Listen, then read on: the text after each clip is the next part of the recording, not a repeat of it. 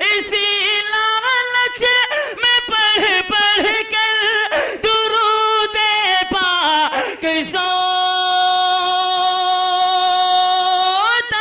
ہوں، اسی لالچ میں پڑھ پڑھ کر درود پاک سوتا ہوں، کسی دن خواب میں سرکار، کسی دن خواب میں سرکار کا دیدار ہو جائے میرے مولا۔ یہ انتہائی بڑی بات ہے ہم جیسے طالب علموں کے لیے کہ ان کی شفقتیں میرے حصے میں ہیں، اور اس کم عمری میں اس بلند پائے مرتبے تک پہنچ جانا یہ اللہ رب العزت کا ایک بہت بڑا کرم ہے، اور اس کا فضل ہے، اس کا جیتا جاگتا نمونہ ہمارے سامنے نوجوان مقرر جس کی سلاست لسانی اور مدلل بات کرنے کا انداز ہم سب کو بھا جاتا ہے۔ میں بہت ہی ادب و احترام کے ساتھ حضرت مولانا مفتی سلمان صاحب مظاہری لکھیم پوری سے میں 4 مصروں میں حضرت کا تعارف کراتا ہوں، اور حضرت کی جو بات ہے ڈنکے کی چوٹ پر ظالم کے ظلم کو بیان کرتے ہیں، قرآن و حدیث کی روشنی میں حق بات کا اعلان کرتے ہیں، تو مجھے بھی کہنا پڑتا ہے کبھی افلاک کے در بند نہیں کر سکتے، کبھی افلاک کے در بند نہیں کر سکتے، تم دعاؤں میں اثر بند نہیں کر سکتے، اور قید کر سکتے ہو یہ جسم سلاخوں میں مگر، قید کر سکتے ہو یہ جسم سلاخوں میں مگر میری آواز نظر بند نہیں کر سکتے، میری آواز نظر بند نہیں کر سکتے۔ اس طرح کا خطاب، اس طرح کی کلام، اس طرح کی بات اللہ رب العزت کی طرف سے ایک تحفہ ہے جو ہمیں ملا ہے، اس نگینے کی قدر کرنا ہے، اور جو گزارشات حضرت کی ہو، جو کلام ڈاکٹر شمیم رامپوری صاحب کا ہے، ان سب کو جو صدارتی خطبہ مولانا فاروق رشیدی صاحب کا ہے، ان سب کو سر آنکھوں پر رکھ کر میں انتہائی ادب و احترام کے ساتھ حضرت مولانا مفتی سلمان مظاہری صاحب سے اس وقت ملتمس ہوں آپ تشریف لائیں اور اپنے مواعظ حسنہ سے ہم تمام سامعین کو متفق فرمائیں۔ السلام علیکم ورحمۃ اللہ وبرکاتہ۔ الحمد للہ الأكرم الذي خلق الإنسان وكرم وعلمه من البيان ما لم يعلم، فسبحان الذي لا يحصى امتنانه باللسان ولا بالقلم، ونشهد أن لا إله إلا الله وحده لا شريك له الذي أوتي جوامع الكلم وكرائم الحكم ومكارم الشيم صلى الله تبارك وتعالى عليه وسلم۔ الله أكبر كبيرا، لا ضد له ولا ند له ولا جور له ولا شبه له ولا حد له ولا عد له ولا حد له ولا عد له ولا كف له ولا مثال له ولا مثل له، أما بعد فقد قال الله تعالى عز وجل في الكلام المجيد والفرقان الحميد، فأعوذ بالله من الشيطان الرجيم، بسم الله الرحمن الرحيم، فاسألوا أهل الذكر إن كنتم لا تعلمون، وقال تعالى ألف لام ميم ذلك الكتاب لا ريب فيه هدى للمتقين، وقال تعالى اقرأ باسم ربك الذي خلق خلق الإنسان من علق، اقرأ وربك الأكرم الذي علم بالقلم علم الإنسان ما لم يعلم، صدق الله العظيم۔ عن أبي هريرة قال قال رسول الله صلى الله تعالى عليه وسلم بني الإسلام على 5: شهادة أن لا إله إلا الله وأن محمدا عبده ورسوله وإقام الصلاة وإيتاء الزكاة والحج وصوم رمضان، رواه البخاري ومسلم۔ عن عثمان بن عفان رضي الله تعالى عنه قال قال رسول الله صلى الله تعالى عليه وسلم خيركم من تعلم القرآن وعلمه وقال رسول اللہ صلی اللہ علیہ وسلم تبرک بالقرآن انہو کلام اللہ.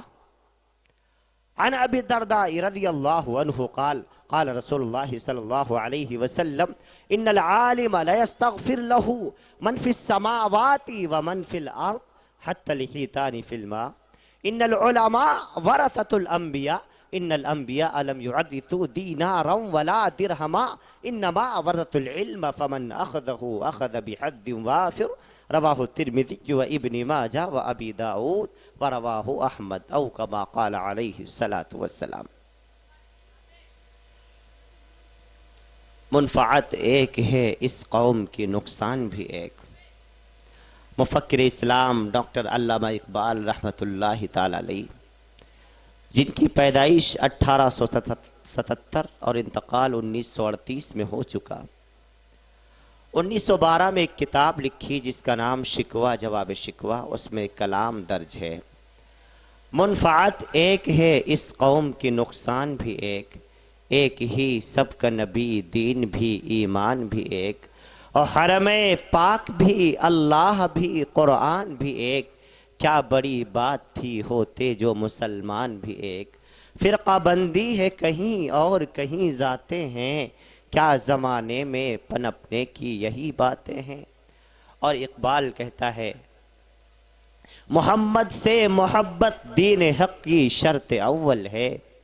محمد سے محبت دین حق کی شرط اول ہے، اسی میں ہو اگر خامی تو سب کچھ نامکمل ہے.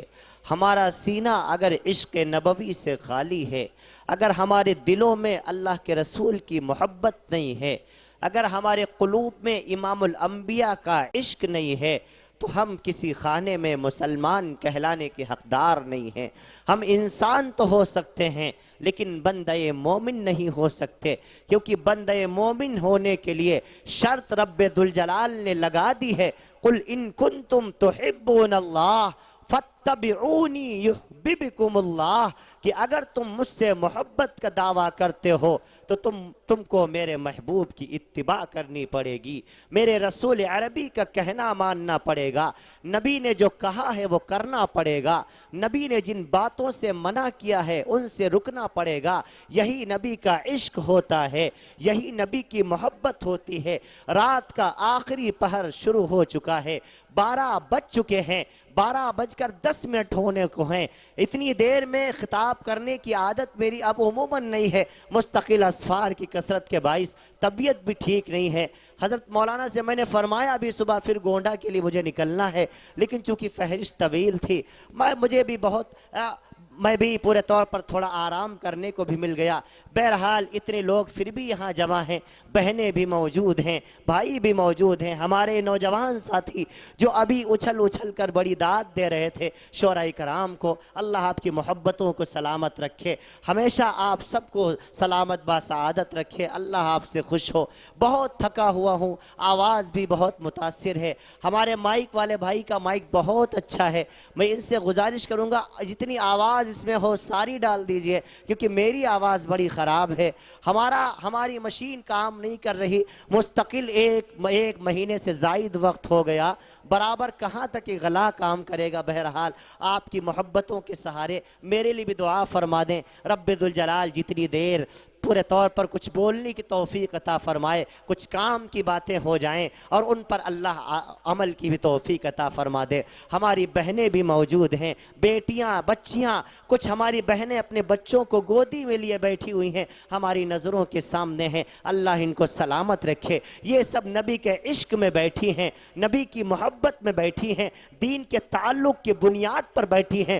دنیا کی کوئی طاقت آدھی رات میں آپ کو اتنی دیر نہیں جگا سکتی. یہ صرف عشق نبوی ہے جو آپ کو اتنی رات میں جگانے پر مجبور کر رہا ہے اور جاگنے پر مجبور کر رہا ہے. انشاءاللہ العزیز یہ مجلسیں اور یہ جلسے اور یہ محفلیں میدان محشر والے دن چمکتے ہوئے سورج کی طرح چمکیں گی. اور مجھے رب ذوالجلال کی ذات سے امید ہے، بقول شیخ الاسلام مفتی محمد تقی عثمانی کے، اگر رب ذوالجلال احکم الحاکمین رب کریم ایسی مجلسوں میں بیٹھنے کی فقط توفیق عطا فرما دے۔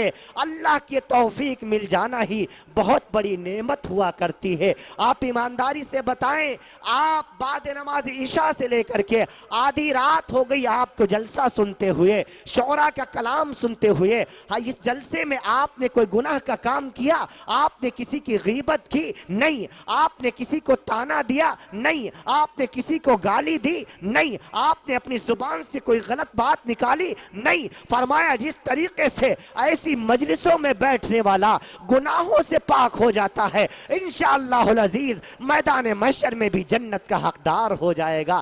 ایسی مجلسوں اور محفلوں میں بیٹھنے والا اللہ کا دوست ہو جایا کرتا ہے۔ کیوں؟ اللہ رب العالمین اسی کو ایسی مجلسوں میں بیٹھنے کی توفیق دیتے ہیں۔ مَن یُرِدِ اللَّهُ بِهِ خَیْرًا یُفَقِّهُ فِی الدِّین۔ رب کو جس سے پیار ہو جاتا ہے، اللہ کو جس سے محبت ہو جاتی ہے، اللہ جس کے دین کو سنوارنا چاہتا ہے، اللہ جس کے ایمان کو نکھارنا چاہتا ہے، اس کو محبت عطا فرما دیتا ہے علماء سے، محبت عطا فرما دیتا ہے دین کے داعیوں سے، ایسوں کے قریب کر دیتا ہے جو دین کے داعی ہوتے ہیں، دین کی بات کرنے والے ہوتے ہیں، شریعت کی بات کرنے والے ہوتے ہیں۔ مَن یُرِدِ اللَّهُ بِهِ خَیْرًا یُفَقِّهُ فِی الدِّین۔ فرمایا رب ان کو ایسوں سے محبت عطا فرما دیتا ہے جو دین سے محبت کیا کرتے ہیں۔ آپ کا یہاں بیٹھنا اس بات کی بیان دلیل ہے کہ رب ذوالجلال آپ سے محبت فرماتا ہے۔ اگر اللہ کو محبت نہ ہوتی، آپ موبائل پر ناٹک دیکھ رہے ہوتے، موبائل پر پکچر دیکھ رہے ہوتے، آپ کارٹونیں دیکھ رہے ہوتے، یا بستر پر پڑے سو رہے ہوتے، یا دکانوں پر بیٹھ کر گپے لڑا رہے ہوتے، یا چوراہوں کے اوپر بیٹھے ہوتے، لیکن نہیں، آپ نے سب کچھ بالائے طاق رکھ دیا، موبائل اپنے جیب میں کر لیے، کچھ نے تو فلائی موڈ پر ڈال رکھا ہوگا، کچھ نے اس کو وائبریشن موڈ پر ڈال رکھا ہوگا، کچھ نے اپنے موبائل کو سم ہی بند کر دیا ہوگا۔ کیوں؟ نبی کی بات ہونی ہے، اللہ کی بات ہونی ہے، رسول اللہ کی بات ہونی ہے۔ اللہ کی بات سے کسی اچھی کون سی بات جس کی بات سنی جائے؟ رسول اللہ سے اچھی کس کی بات جس کی بات سنی جائے؟ ہاں آپ محبت سے بیٹھے ہیں، اللہ آپ کا بیٹھنا بھی دیکھ رہا ہے، اللہ آپ کا جاگنا بھی دیکھ رہا ہے، اللہ آپ کا محبت سے سننا بھی دیکھ رہا ہے، اور انشاءاللہ العزیز اپنی شان کے مطابق اللہ اجر بھی عطا فرمائے گا۔ ہمیں امید ہے۔ اب آپ سے ایک گزارش کرنی ہے کہ اب آپ ایک وعدہ کریں کہ جب تک دعا نہیں ہو جائے گی آپ اٹھیں گے نہیں، کیونکہ آپ سے زیادہ میں تھکا ہوا ہوں، آپ سے زیادہ میرا وقت قیمتی ہے، مجھے برابر سفر کرنا ہے۔ آپ کو صبح دکان پہ جانا ہوگا، کسی کو کھیتی پہ کام کرنے جانا ہوگا، کسی کو کہیں آفس جانا ہوگا، کسی کو دفتر جانا ہوگا، مجھے بھی مدرسہ بھی دیکھنا ہے، پھر سفر بھی کرنا ہے، آگے پھر کہیں دوسرے جلسے کی طرف پیغام لے کر کے جانا ہے۔ لہذا آپ سے زیادہ اس وقت میرا وقت قیمتی ہے، لہذا اس قیمتی وقت میں ہم سب اپنے وقت کو اور قیمتی بنائیں، اللہ اور اس کی رسول کی محبت کے کچھ گل کھلائیں، کچھ اللہ اور اس کے رسول کی باتیں کریں گے انشاءاللہ، سنیں گے۔ اس امید پر میں نے یہ بات عرض کی ہے کہ آپ محبت سے سنیں گے انشاءاللہ، کیونکہ مجھے آپ کے ساتھ کی بہت ضرورت، ورنہ میں سامعین سے میں محبت کی بھیک نہیں مانگا کرتا، میں نہیں مانگا کرتا کہ آپ میری بات پر سبحان اللہ کہیں، میں کبھی یہ نہیں کہتا کہ آپ الحمدللہ کہیں، میں کبھی نہیں کہتا میرا حوصلہ بڑھائیں، لیکن آج چونکہ میری طبیعت بھی ناساز ہے، اس وجہ سے آپ کی محبتوں کی مجھے ضرورت ہے۔ تھوڑا آپ بول کے سنیں گے تو مجھے لگے گا کہ آپ کو میری بات سمجھ میں آ رہی ہے، ورنہ میں سمجھوں گا کہ میں صرف چلا رہا ہوں، آپ کے سمجھ میں نہیں آ رہا۔ بولیں گے انشاءاللہ؟ اچھا پیچھے والے زندہ ہیں؟ پیچھے والے زندہ ہیں؟ اچھا تو ایک مرتبہ ذرا بول کے دکھاؤ سبحان اللہ۔ زندہ ہو بھائی، زندہ ہو، اتنی رات میں بھی یہ حضرات بہرحال بات سمجھ لیتے۔ اچھا جو میں بول رہا ہوں سمجھ میں آ رہا ہے؟ سمجھ میں آ رہا ہے؟ اچھا ماشاءاللہ، آدھی رات کے بعد بھی سمجھ میں آ رہا ہے، کتنے سمجھدار ہیں لوگ۔ چلو 2-4 پیس دے دینا ان میں کے، پتہ نہیں اتنے سمجھدار ملے نہ ملے۔ ہماری بہنیں بھی موجود ہیں، امید ہے ان کو بھی سمجھ میں آ رہا ہوگا۔ ہم سب اپنے سینے میں امام الانبیاء کی محبت کو بسائیں۔ ہم سب کو ضرورت ہے اس بات کی کہ اپنے قلوب میں امام الانبیاء کی محبت کو بسائیں، یہ شرط اول ہے۔ ہاں ہم اپنے معاشرے کا جائزہ لیا کریں، سب ذمہ دار حضرات موجود ہیں، ہمارے چچا، ہمارے دادا اور ہمارے والد کی عمر کے حضرات ہمارے آنکھوں کے سامنے موجود ہیں، ہماری بہنیں، ہماری بیٹیاں، ہماری بچیاں بھی موجود ہیں۔ میں سب سے مخاطب ہوں اور سب سے ایک بات کہہ رہا ہوں کہ اپنے آپ کو سنت نبوی کے سانچے میں ڈھالو۔ اگر کامیابی چاہتے ہو اے نوجوانوں، تم رسول عربی صلی اللہ علیہ وسلم کے طریقے پر زندگی گزارو۔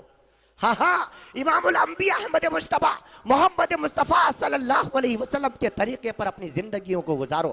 تم نبی کی سنتوں سے ہٹ کر اور نبی کے طریقوں سے ہٹ کر کبھی کامیاب نہیں ہو پاؤ گے۔ یہ ایک تمہارے بھائی کا درد ہے جو تمہیں پورے طور پر میں سنا رہا ہوں۔ کیوں؟ میں اپنے نوجوانوں کو جہنم کے دہانے پر کھڑا ہوا دیکھ رہا ہوں۔ میں دیکھتا ہوں کہ ہمارا نوجوان کہاں جا رہا ہے۔ اس موبائل نے ہمارے نوجوان کو تباہ و برباد کر دیا۔ سب سے زیادہ ہماری قوم کا نقصان اس موبائل کی وجہ سے ہوا ہے۔ سب سے زیادہ ہمارے بچے سب سے زیادہ اس موبائل کی وجہ سے بگڑے ہیں۔ سب سے زیادہ کیا مارک زکربرگ نے 2004 میں فیس بک اسی لیے بنایا تھا کہ ہمارے نوجوان بگڑ جائیں، بہل جائیں، غلط پوسٹیں کریں، کمنٹس کریں، شیئر کریں غلط پوسٹیں۔ واٹس اپ زینکوم نے 2010 میں اس لیے لانچ نہیں کیا تھا کہ اس پر بکواسات کریں، اس میں چیٹنگ کریں، دنیا داری کے میسج کریں۔ نہیں، اس موبائل کو صحیح استعمال کرو۔ نوجوانوں، تم سے ایک ایک لمحے کا حساب لیا جائے گا، ایک ایک پل کا حساب لیا جائے گا۔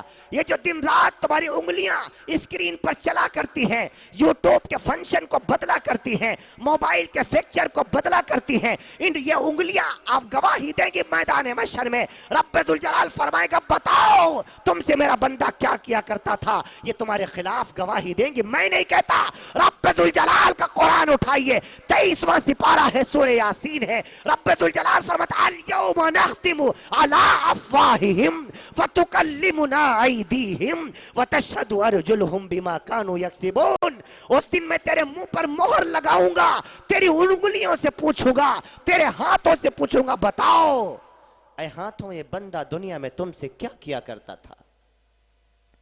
نوجوانوں، اپنے کردار کو سنبھالو، اپنی جوانیوں کو تباہ و برباد نہ کرو۔ ہاں اس کو یوں بکواس میں نہ گزار دو، اس کو یوں سینما میں گزار نہ دو، اس کو یوں موبائلوں میں گزار نہ دو۔ اس جوانی کو اللہ کی راہ میں لگاؤ۔ امام الانبیاء احمد مجتبی محمد مصطفیٰ صلی اللہ علیہ وسلم نے فرمایا، وہ جوان جو جوانی میں اللہ کی عبادت کرتا ہو، وہ جوان جو جوانی میں اللہ کی عبادت کرتا ہو۔ کیوں؟ یہ جوانی شیطان کے سیزن کا زمانہ ہے۔ یہ رحمان کو بھی بہت پسند ہے، شیطان کو بھی بہت پسند ہے۔ فرمایا اگر کوئی یہ جوانی رحمان کے راستے پر لگائے، شیطان کے راستے سے ہٹائے، تو رب ذوالجلال اس نوجوان کو انعام یہ دے گا۔ اللہ کے رسول صلی اللہ علیہ وسلم فرماتے ہیں کہ رب ذوالجلال کے محبوب نے فرمایا شعب نشأ فی عبادت اللہ، وہ جوان جو جوانی میں اللہ کی عبادت کرتا ہو، وہ جوان جو جوانی میں اللہ کی عبادت کرتا ہو، خواہ وہ جوان مرد ہو یا عورت ہو۔ کیوں؟ یہ جوانی اللہ کو بڑی پیاری ہے۔ ایسے وقت میں اللہ کی عبادت کرنا، فرمایا اگر کوئی نوجوان بندہ، میری نوجوان بندی جو جوانی کے عالم میں ہو، میرے ڈر کی وجہ سے، میرے خوف کی وجہ سے وہ گناہوں کو ترک کر دے، میرے آگے جھک جائے، نمازوں کی پابندی کرے، اپنے کردار کو چمکائے، اپنے معاشرے کی اصلاح کی فکر کرے، اپنے آپ کو رب کے حکموں کے مطابق اپنی زندگی کو ڈھالنے کی کوشش کرے، ایسے جوان سے اللہ اتنا خوش ہوتا ہے کہ رب ذوالجلال کے محبوب نے فرما دیا شعب نشأ فی عبادت اللہ۔ ایسے وقت میدان محشر والا دن ہوگا، سورج سوا نیزے پر ہوگا۔ آج 15 کروڑ کلومیٹر کی دوری پر سورج ہے، اس دن 1 میل کے فاصلے پر ہوگا۔ ہاں سورج آگ اگلنا ہوگا، میدان محشر کا تپتا ہوا پورے طور پر میدان ہوگا، سورج کی گرمی ہوگی۔ ایسے وقت میں کوئی سایہ نہیں ہوگا، نہ درخت کا سایہ ہوگا، نہ در و دیوار کا سایہ ہوگا، نہ کسی چھت کا سایہ ہوگا۔ فرمایا ایسے نازک وقت میں اللہ اس جوان کو اپنے عرش کے سائے میں جگہ عطا فرمائے گا جو جوان جوانی میں اللہ کی عبادت کرتا ہوگا، جو جوانی میں اللہ کی عبادت کرتا ہوگا۔ نوجوانوں، اس جوانی کو قیمتی بناؤ، اس جوانی کو خوبصورت بناؤ۔ یہ جوانی دوبارہ لوٹ کے نہیں آنے والی۔ آج ایک 60 سال کے بوڑھے سے پوچھو، اس کو تمہیں جوانی کی قدر بتائے گا، تم تو اس کو یوں ہی برباد کیے دے رہے ہو۔ اور یہ بات میں اس وجہ سے کہہ رہا ہوں کیونکہ میں نوجوان ہوں، میں واقف ہوں ملک کے بھی اور وقت کے بھی حالات سے۔ ہمارا ملک ایک بدترین دور سے گزر رہا ہے۔ پچھلے 70 سالوں میں ایسا دور ہمارے ملک پر کبھی نہیں آیا تھا۔ آزادی کے بعد سے لے کر کے ہندوستان کے آپ حالات سے بخوبی واقف ہیں۔ نیٹ کا زمانہ ہے، ٹیوٹر کمپیوٹر کا زمانہ ہے، ہر جگہ مسلمانوں کو نشانہ بنایا جا رہا ہے، خاص کر علماء طبقے کو نشانہ بنایا جا رہا ہے، خاص کر پڑھے لکھے لوگوں کو پورے طور پر نشانہ بنایا جا رہا ہے۔ ہمارے ان نوجوانوں کو نشانہ بنایا جا رہا ہے جو نوجوان پورے طور پر کوالیفائیڈ ہیں، سیویلائز ہیں، جن کے اندر کچھ کرنے کی صلاحیت ہے، ان کو جیلوں میں ڈالا جا رہا ہے۔ یہ سازش کے تحت ہو رہا ہے۔ نوجوانوں، تمہیں ایسے وقت میں 2 کام کرنے ہیں۔ ایک کام تو یہ کرنا ہے کہ تمہیں جرائم سے اپنی ذات کو پاک کرنا ہے، دوسرا کام یہ کرنا ہے کہ تم سب کو اللہ رب العالمین کے سامنے جھکنا ہے۔ اگر تم یہ 2 کام کر لو، رب ذوالجلال کی قسم، دنیا کی کوئی طاقت تمہیں ٹچ نہیں کر سکتی۔ ہاں میں اپنی بہنوں سے بھی کہوں گا کہ اپنے بچوں کے مستقبل کو تباہ و برباد نہ کرو، ان بچوں کو سنت نبوی کے سانچے میں ڈالو۔ میں اکثر اپنی بہنوں سے ایک بات کہا کرتا ہوں، اے میری ماؤں، اے میری بہنوں، تم فقط اپنے بچوں کو گودی میں دودھ نہ پلایا کرو، اس دودھ میں پورے طور پر امام الانبیاء کی سنتیں گھول کر پلا دیا کرو۔ جس طریقے سے ماں کے دودھ کا اثر بچے کی زندگی کی آخری سانس تک رہتا ہے، ایسے ہی ماں کی گود میں پلے بڑے بچے کی تربیت کا اثر زندگی کی آخری سانس تک رہتا ہے۔ گھروں میں ہماری بہنیں نماز کی پابندی اکثر نہیں کرتی، ان سے نمازیں چھوٹ جاتی ہیں۔ میری عزیزہ بہنوں، نماز پڑھنا انتہائی ضروری ہے۔ رسول پاک کی بیٹی فاطمہ کو دیکھو، زندگی میں ایک نماز قضا نہیں ہوئی، بہت فاطمہ فاطمہ کا نام لیتی ہو۔ محرم کا مہینہ آتا ہے، فاطمہ کو یاد کرنے والوں، حسین کو یاد کرنے والوں، حسن کو یاد کرنے والوں، تم نے سوچا ہے وہ حسین اس کو یہ مرتبہ کیسے ملا؟ ارے اس کے والد علی کو دیکھو، اس کی ماں فاطمہ کو دیکھو۔ رسول عربی کی بیٹی فاطمہ ایک وقت میں 3 کام کیا کرتی تھی۔ ایک ہاتھ سے مزدوری والی چکی پیستی ہے، دوسرے ہاتھ سے حضرت حسین کو جھولا جھولاتی ہے، اور زبان سے خدا کا قرآن پڑھتی ہے۔ کبھی اس فاطمہ نے گلہ نہیں کیا علی سے۔ ہمارے گھر میں ایک دن کی سبزی ختم ہو جائے، ہماری بہنیں مائکے فون کرنے لگتی ہیں کہ دیکھو ہمارے گھر میں سبزی نہیں ہے، یہ نہیں ہے، وہ نہیں ہے۔ فاطمہ سے دیکھو 4 دن کے فاقے ہو گئے، اللہ کے رسول سے شکایت نہیں کی۔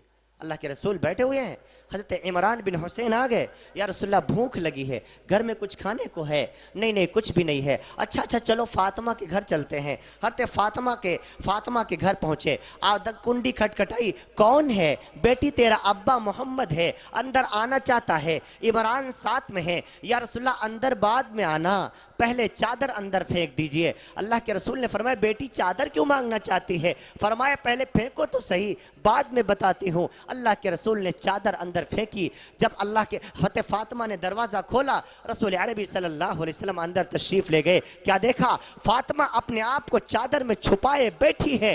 پوچھا بیٹی فاطمہ تو نے میری چادر کیوں مانگی؟ کہنے لگے یا رسول اللہ صلی اللہ علیہ وسلم، آپ کی بیٹی کے پاس صرف ایک ہی جوڑا ہے، کئی دنوں سے پہن رکھا تھا، میلا ہو گیا تھا، دھل کے ڈالا ہے۔ آپ کی بیٹی کے پاس دوسرا اتنا کپڑا نہیں ہے کہ آپ کے باپ سے پردہ کر سکے۔ اب تھوڑی دیر ہوئی، حضرت فاطمہ بیٹھ کے نماز پڑھنے لگی۔ امام الانبیاء نے فرمایا جب نماز پڑھ چکی بیٹی فاطمہ تو نے بیٹھ کے نماز پڑھی؟ یا رسول اللہ کیا بتاؤں، 4 دن ہو گئے، گھر کے چولہے نے آگ نہیں دیکھی، گھر میں کچھ ہے ہی نہیں، مارے بھوک کے پیٹ اور پیٹھ ایک میں چپک گیا ہے، مارے کمزوری کی وجہ سے کھڑی نہیں ہو پائی، یا رسول اللہ اسی وجہ سے بیٹھ کے نماز پڑھی ہے۔ اللہ کے رسول صلی اللہ علیہ وسلم نے دیکھا فاطمہ رو رہی ہیں، آپ نے اپنی بیٹی کے آنکھوں سے آنسو پوچھے، کہا بیٹی فاطمہ غم نہیں کیا کرتے، رویا نہیں کرتے؟ حضرت فاطمہ کہتی میرے ابا نے اپنا کرتا اٹھایا، میری چیخ نکل گئی۔ امام الانبیاء نے اپنے پیٹ پر 3 پتھر باندھ رکھے تھے۔ اللہ کے رسول بھی رو رہے ہیں، حضرت فاطمہ بھی رو رہی ہیں۔ میرے نبی نے فرمایا بیٹی فاطمہ رویا نہ کرو، چلو میں بھی صبر کرتا ہوں، تم بھی صبر کرو، ہم دونوں کی صبر کی برکت سے اللہ قیامت میں میری اس امت کو معاف فرما دے گا۔ वाह रसूल अल्लाह वाह, बड़ी कुर्बानियां उठाई हैं। हाँ हाँ, वो तो 4-4 दिन का फाका कर करके भी अल्लाह का कुरान पढ़ना नहीं छोड़ते थे। और यहाँ हम दिन रात में कितनी नेमतें अल्लाह की खाते हैं, फिर भी अल्लाह का शुक्र अदा नहीं करते। सुम्मा लतुसअलुन्ना यौमइदिन अनिन नईम, अल्लाह तुमसे नेमतों के बारे में पूछेगा, बताओ तुमने इन नेमतों का क्या हक अदा किया है। हमने सुबह तुम्हें नाश्ता खिलाया, सुबह तुम्हें चाय पिलाई, सुबह तुम्हें नाश्ते में फला चीज खिलाई, दोपहर का खाना तुम्हें नसीब किया, फिर शाम का खाना बेहतरीन नसीब किया, तुमको भी दिया, तुम्हारी बीवी को भी दिया, बच्चों को भी दिया, बताओ तुमने इसका क्या हक अदा किया। तुम लतुसअलुन्ना यौमइदिन अनिन नईम, बताओ हमको जवाब दे सकेंगे। कितनी नेमतें अल्लाह की हैं जो रोजाना रब्बुल जलाल हम पर आप पर निछावर करता है। अगर नेमतें शुमार करने लगो, शुमार नहीं कर पाओगे अजीजों, गिन नहीं पाओगे। आंख अल्लाह की नेमत है कि नहीं है? आंख अल्लाह की कितनी बड़ी नेमत है, उससे पूछो। जिसके पास आंख नहीं है वो इसकी कीमत का पता बताएगा। इस आंख में अल्लामा ज़करिया राजी ने लिखा, बाईं आंख में 13 करोड़ बल्ब, दाईं आंख में 13 करोड़ बल्ब रब्बुल जलाल ने लगा रखे हैं। इन 26 करोड़ बल्बों से जो हम दुनिया का नजारा करते फिरते हैं, कभी हमने गौर किया कि इन बल्बों को लगाने वाला कौन है और इसका हम हक क्या अदा कर रहे हैं? कभी गौर किया हमने? कान अल्लाह की कितनी बड़ी नेमत है, उससे पूछो। जिसके कान नहीं है या जिसको कम सुनाई देता है, दिल और दिमाग अल्लाह की कितनी बड़ी नेमत है। सारा वजूद हमारा अल्लाह की नेमत है। हम कितना शुक्र अदा करते हैं, कितना हक अदा करते हैं, जरा हम सोचा करें। हम शुक्रिया के तौर पर कम से कम सुबहान अल्लाह अल्हम्दुलिल्लाह तो पढ़ लिया करें, क्योंकि रसूल पाक सल्लल्लाहु अलैहि वसल्लम हदीस पाक में फरमाते हैं, सूरज की किरण जैसे ही पहली किरण पड़ती है दुनिया पर, बंदे के हर जोड़ पर सदका वाजिब हो जाता है। साहबा ने कहा, या रसूलल्लाह इतना सदका कौन कैसे अदा कर सकता है? अल्लाह के रसूल ने फरमाया, सिर्फ रुपया पैसा ही सदका नहीं, कुल्लु तस्बीहतिन सदका, कुल्लु तहमीदतिन सदका, कुल्लु तकबीरतिन सदका, कुल्लु तहलीलतिन सदका। फरमाया हर सुबहान अल्लाह सदका है, हर अल्हम्दुलिल्लाह सदका है, हर अल्लाहु अकबर सदका है, हर ला इलाहा इल्लल्लाह सदका है। खूब पढ़ा करो सुबहान अल्लाह अल्हम्दुलिल्लाह, खूब पढ़ा करो अल्लाहु अकबर, खूब पढ़ा करो ला इलाहा इल्लल्लाह। अल्लाह आपको सदके का सवाब अता फरमाएगा। पढ़ना चाहिए कि नहीं पढ़ना चाहिए? तो एक मर्तबा पढ़ लो जरा बुलंद आवाज से, माशाअल्लाह। हाँ, आप हजरात अपने दिलों में, आप अपने बच्चों के दिलों में रसूल पाक का इश्क बिठाएं। शुरुआत ही से माँ का गोद बच्चे का पहला मदरसा होता है। मदरसा मिसबाहुल उलूम, जिसके इहाते में ये आपका प्रोग्राम माशाअल्लाह चल रहा है। अल्लाह मिसबाह के माने चिराग के आते हैं अरबी लुगत में। अल्लाह इल्म के चिराग को और रोशन फरमा दे, आमीन कह दीजिए। बड़ी क़यादत फरमाए हज़रत मौलाना फारूक साहब, इलाके की रूह अक्सर जलसों में मुलाकात हो जाया करती, उन्हीं की दावत पर हाजिरी अमल में आई। हाफिज़ नूर अहमद साहब ने भी फ़ोन किया। अल्लाह ताला सबको खुश रखे, सबको सलामत रखे। हमारी बहनें, बेटियां, बच्चियां सारी मौजूद हैं मदरसे में। हमारे अतराफ से भी आते होंगे, कुछ हमारे इलाके से भी आते होंगे।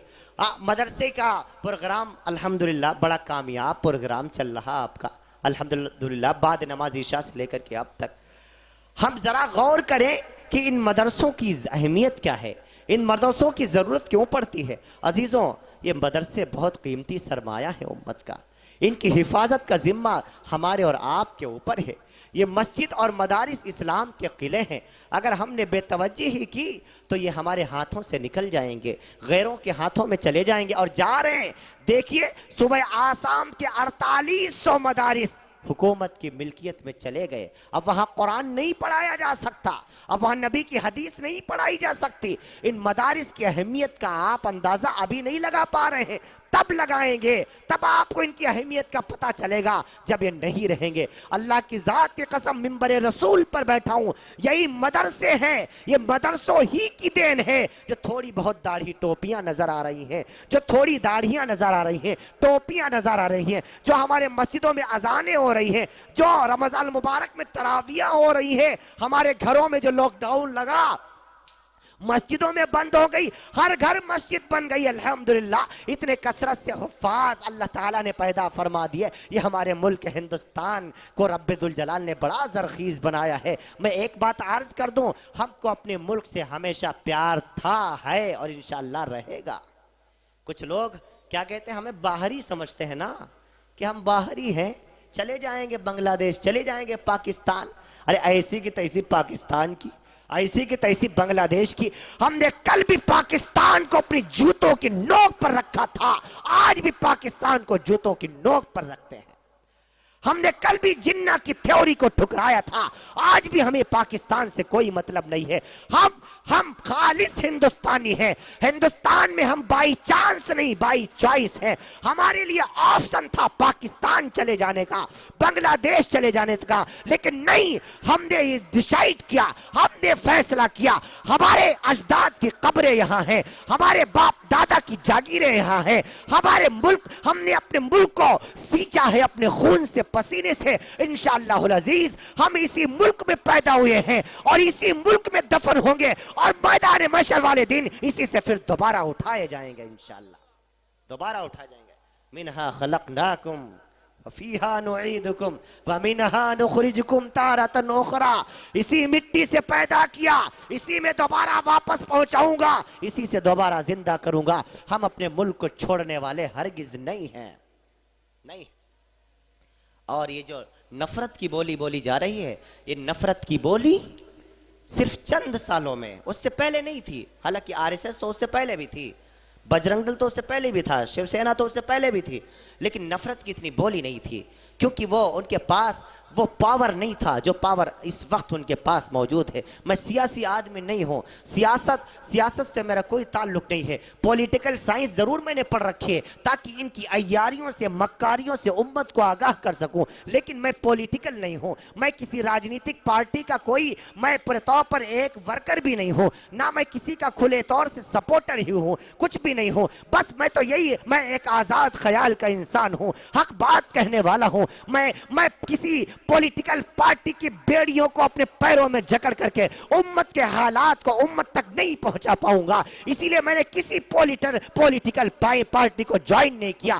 بڑے بڑے آفر آئے بڑی بڑی پارٹیوں کو, آپ کو یہ عہدہ دے دیا جائے گا, آپ کو فلاں جگہ کا صدر بنا دیا جائے گا, ذرا آپ میری پارٹی کی حمایت میں بول دیجئے. میں نے کہا نہیں, رب ذوالجلال نے مجھے آزاد پیدا کیا تھا, اور میں آزاد ہندوستان میں آزاد بن کر آزاد ہندوستانیوں کو ان کی آزادی یاد دلاتا رہوں گا.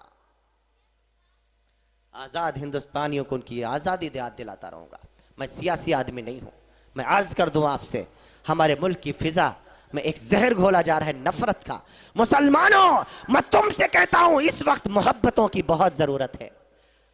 بھلے تم سے کوئی نفرت کرے, بھلے کوئی تم کو گالیاں دے, لیکن ایسے وقت میں تمہیں امام الانبیاء محمد مصطفیٰ صلی اللہ علیہ وسلم کی سیرت کی روشنی میں ان سے لڑائی نہیں کرنی ہے, بلکہ ان کو محبت کا پیغام دینا ہے. دیکھو ہمارے نبی نے یہ درس دیا ہے. وہ چاہتے ہیں ہمیں پریشان کر دیا جائے, وہ چاہتے ہیں ہماری زبان سے علول ضرور باتیں نکلیں, وہ چاہتے ہیں کہ یہ ایسی باتیں کریں کہ جن کو جیلوں میں ڈالا جائے. ابھی دیکھو کچھ دن پہلے آپ نے سنا ہوگا, ایک دنیا کا خبیث ترین بدترین قسم کا انسان دنیا, جس کو وسیم رضوی کہتی ہے, قرآن کریم کے مقدس اوراق, قرآن کریم کی مقدس آیات 26 آیتوں کو حذف کرنے کی بات کر رہا تھا کہ قرآن کریم کی ان 26 آیتوں کو قرآن سے نکال دیا جائے. کیوں؟ ان میں دہشت ہے, ان میں نفرت ہے, ان میں آتنک ہے, اس میں دوسروں کو مرنا اور مارنا ہے. ارے یہ وہ خبیث بات کر رہا ہے جس کو اسلام کے الف کا پتہ نہیں, دین کے دال کا پتہ نہیں, جس کو پتہ نہیں اسلام کے معنی کیا ہوتے ہیں, جس کو اس بات کا بھی پتہ نہیں قرآن کریم کس چیز کا درس دیتا ہے, جس کو اس بات کا بھی پتہ نہیں قرآن کریم کے اندر کتنے رب ذوالجلال نے کتنے مقامات پر تو انسانیت کا درس دیا ہے, جس کو اس بات کا بھی پتہ نہیں کہ رب ذوالجلال نے مقدس قرآن کریم کے اندر صاف طور سے اعلان کر دیا وَلَا تُفْسِدُوا فِي الْأَرْضِ بَعْدَ إِصْلَاحِهَا وَادْعُوهُ خَوْفًا وَطَمَعًا إِنَّ رَحْمَتَ اللَّهِ قَرِيبٌ مِّنَ الْمُحْسِنِينَ. وہ کمبخت لعین و ملعون 26 آیتوں کو نکالنے کی بات کرتا. میں اس وقت شاہجہاں پور میں تھا, میں نے وہاں اپنے خطاب کے دوران کہا کہا جائیے جائے اس شیطان کو جا کر کے کوئی بتائے کہ اس کے جیسے ہزاروں فرعون اور دجال دنیا میں آ چکے ہیں، وہ قرآن کریم کے ایک الف کو بھی، ایک الف تو دور کی بات، جو رب ذوالجلال نے قرآن کریم کے اندر 38,500 زبر پیدا فرما دی ہے، ایک زبر دنیا ہٹانے سے قاصر رہ گئی۔ کیوں؟ قرآن کریم کی حفاظت کا ذمہ رب ذوالجلال نے لے رکھا ہے، انسان نے نہیں۔ ہزاروں حفاظ اکرام مدرسہ مصباح العلوم سے نکل چکے ہوں گے الحمدللہ، اور نکل رہے ہیں الحمدللہ۔ کتنوں کو تم مارو گے، کتنوں کو جیلوں میں ڈالو گے، کتنوں کو تم پورے طور پر حکومتی سازشوں کے سکنجوں میں پھنسا کر سلاخوں کے پیچھے لے کر کے جاؤ گے۔ ہاں وہی تم کام کر رہے ہو جو 1826 میں ملکہ وکٹوریا نے کیا تھا، واسکو ڈگاما نے کیا تھا، وہی گوری چمڑی والے انگریزوں نے کیا تھا۔ مارش لاونٹین نے اعلان کیا تھا کہ آپ جب ہندوستان کے سرزمین پر 2 لاکھ قرآن کریم کے نسخوں کو جلایا گیا، دریائے دجلہ میں ڈال دیا گیا، اعلان کیا پورے طور پر آج سے ملک ہندوستان سے اسلام ختم کر دیا گیا، ہم نے اسلام ختم کر دیا، قرآن جلا دیا۔ اعلان کیا تھا شیخ الاسلام مولانا حسین بن بدری نے، اعلان کیا تھا مفتی کفایت اللہ دہلوی نے۔ آئے گوری چمڑی والوں، اے خنزیر اور سور کا گوشت کھانے والوں، تم کاغذ پر لکھے ہوئے قرآن کو تو مٹا سکتے ہو، لیکن ان سینوں کا کیا کرو گے جن سینوں میں رب ذوالجلال نے قرآن کریم کو محفوظ کر دیا ہے؟ ایک زبر زیر پیش کی غلطی نہیں ہوتی، ایک زبر زیر پیش کی غلطی نہیں ہوتی۔ ہاں دیکھو حافظ صاحب کتنی رفتار میں پڑھتے ہیں تراویح کے موقع پر۔ میں تو کہتا ہوں ایسا پڑھنا بھی درست نہیں ہے علماء اہل سنت کے نزدیک، جو یعلمون و تعلمون سمجھ میں نہ آئے۔ سال میں ایک مرتبہ بیچارے قرآن سنتے ہیں تراویح کے موقع پر، اچھا سا 1 پارہ پڑھ دو، 1.25 پارہ پڑھ دو، 1.5 پارہ پڑھ لو، کوئی ضروری 4-5 پارے؟ کیوں 4-5 پارے پڑھ کے 10 دن میں 5 دن میں پھر کیا تراویح مکمل ہو گئی؟ جس دن قرآن مکمل ہوئی اس دن لوگ سمجھتے ہیں تراویح بھی مکمل ہو گئی۔ سارا رمضان قرآن پڑھنا الگ سنت ہے، اور اب سارے رمضان تراویح پڑھنا الگ سنت ہے، اور رمضان المبارک میں قرآن کریم مکمل کرنا الگ سنت ہے۔ آپ ایک سنت کے چکر میں دوسری سنت کو ترک کرتے ہیں۔ اسی لیے میں ہمیشہ اپنے حفاظ سے کہا کرتا ہوں، آپ آسانی پیدا کریں، آپ آسانی پیدا کریں۔ ہاں چلو ٹھیک ہے، کسی کو باہر سے کوئی کام ہے، کہیں باہر سفر پہ جانا ہے، کوئی سفیر ہے مدرسے کا، اس کے لیے شریعت نے فقہا نے سہولت رکھی ہے کہ ٹھیک ہے بھائی 2-4-10 دن میں وہ قرآن کریم سن لے، لیکن عام بندوں کے لیے تو قطعاً اجازت نہیں ہے کہ وہ ایسا سنے کہ ان میں آدھے تو پورے طور پر تراویح کے موقع پر تو سونے ہی لگے، ان کو رکوع کے وقت بھی جگانا پڑے، سجدے کے وقت بھی جگانا پڑے کہ اب اٹھو سجدہ کرنے کا ٹائم ہو گیا ہے، اب اٹھو رکوع کرنے کا ٹائم ہو گیا ہے۔ ایسا ہوتا ہے، ہم نے خود دیکھا ہوا ہے۔ لہذا ایسے پڑھنے پڑھانے سے کوئی ثواب واب ملتا نہیں ہے۔ یہ قرآن کریم کے ساتھ ایک کھلواڑ جو ہم مچا رکھا ہے ہم لوگوں نے، اس سے تھوڑا امت کو آگاہ کرنے کی ضرورت ہے، اس میں ہمارے علماء کو بھی امت کو متنبہ کرنے کی ضرورت ہے۔ بہر کیف میں عرض کر رہا تھا، اللہ رب العالمین نے ہمارے ملک کو بڑا زرخیز بنایا ہے، ہم کو اپنے ملک کے چپے چپے سے پیار ہے، ہم اسلام کو ماننے والے ہیں، ہم قرآن کو ماننے والے ہیں، ہم نبی ذی احتشام کو ماننے والے ہیں، ہم امام الانبیاء احمد مجتبی محمد مصطفیٰ صلی اللہ علیہ وسلم کی سنتوں پر عمل کرنے والے ہیں۔ ہاں ہمیں دہشت سے کوئی مطلب نہیں، ہمیں نفرت سے کوئی مطلب نہیں۔ اسلام ہمیشہ محبتوں کی بات کرتا ہے، اسلام ہمیشہ چاہتوں کی بات کرتا ہے، اسلام ہمیشہ انسانیت کا درس دیتا ہے۔ اسلام سکھاتا یہ ہے کہ اگر تمہارے پڑوس میں کوئی پڑوسی ہے، وہ ہندو ہے، اس کے ساتھ بھی اچھا برتاؤ کرو، اگر غیر مسلم ہے اس کے ساتھ بھی اچھا برتاؤ کرو۔ امام الانبیاء کو دیکھو کتنا ستایا گیا، 10 سال تک امام الانبیاء نے مکے میں مار کھائی، تلوار اٹھانے کی اجازت نہیں دی۔ بعض لوگ کہتے ہیں اسلام تلوار سے پھیلا، نہیں، غلط میسج پہنچاتے ہیں۔ دیکھو عمار ابن یاسر کی والدہ کو قتل کر دیا گیا، رسول اللہ نے تلوار اٹھانے کی اجازت نہیں دی۔ حضرت صہیب رضی اللہ عنہ کو زمینوں پر گھسیٹا گیا۔ تاریخ طبری اٹھائیے، جرجان اٹھائیے، ابن ہشام اٹھائیے، امام محمد ابن سعد نے آج سے 1211 سال پہلے طبقات ابن سعد کی 3 جلد میں لکھ دیا کہ حضرت صہیب رضی اللہ عنہ کو زمینوں پر گھسیٹا جاتا تھا. اللہ کے رسول دیکھ رہے ہیں, آنسو بہا رہے ہیں, لیکن تلوار اٹھانے کی اجازت نہیں دی, تلوار اٹھانے کی اجازت نہیں دی. حضرت عثمان غنی کو چٹائی کا دھواں دیا گیا, رسول اللہ نے تلوار اٹھانے کی اجازت نہیں دی. صدیق اکبر کو کعبہ میں مارا گیا, رسول اللہ نے تلوار اٹھانے کی اجازت نہیں دی. یہ اسلام امن کا پیغام دیتا ہے, محبت کا پیغام دیتا ہے, شانتی کا پیغام دیتا ہے. ہمیشہ یہ کہتا ہے اے لوگو کان الناس امت واحدہ, ایک امت بن کے رہو, فرقوں میں نہ بٹو, آپس کے تنازع کو ختم کرو. نفرتوں کو اسلام پسند نہیں کرتا. ولا تحاسدوا ولا تباغضوا ولا تدابروا ولا تناجشوا کونوا عباد اللہ اخوانا. لوگوں آپس میں حسد نہ کرو, آپس میں جلن نہ رکھو, اپنے کو اچھا دوسروں کو حقیر نہ سمجھو. ہاں ماؤں کی عزت کرو, بہنوں کی عزت کرو, بیٹیوں کی عزت کرو. یہ قرآن درس دیتا ہے. اور صرف قرآن ہی نہیں, میں تو کہتا ہوں آپ کسی بھی دھرم کو اٹھا کر کے دیکھ لیجئے, کسی بھی دھرم میں نفرت نہیں ہے, کسی بھی دھرم میں پورے طور پر دہشت نہیں ہے.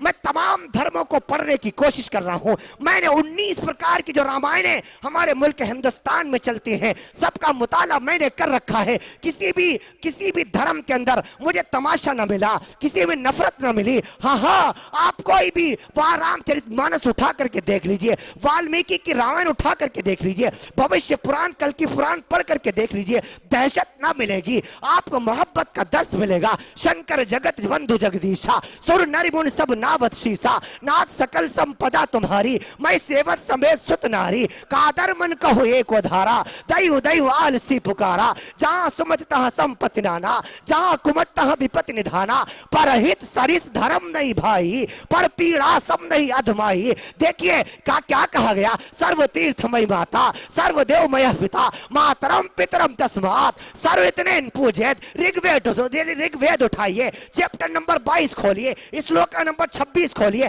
اندر کا میں وید مشہن ویچرا جمنو, میں دگت شکر دھی, سروات ہر نادریا. آپ کو دہشت نہ ملے گی, آپ کو نفرت نہ ملے گی. پھر یہ تو ہم تو اسلام کو ماننے والے ہیں, ہم تو قرآن کو ماننے والے ہیں, ہم تو مدارس کو ماننے والے ہیں. ان مدرسوں نے ہمیشہ محبت کی بات کی ہے. ان مدرسوں میں اللہ کے رسول کا کلمہ پڑھایا جاتا ہے. ان مدرسوں میں رسول عربی کا طریقہ سکھایا جاتا ہے. اس نبی کی سیرت سکھائی جاتی ہے جس نبی کو رب ذوالجلال نے سارے عالم کے لیے رحمت بنا کر ساری انسانیت نہیں سارے عالم کے لیے بھیجا ہوا تھا.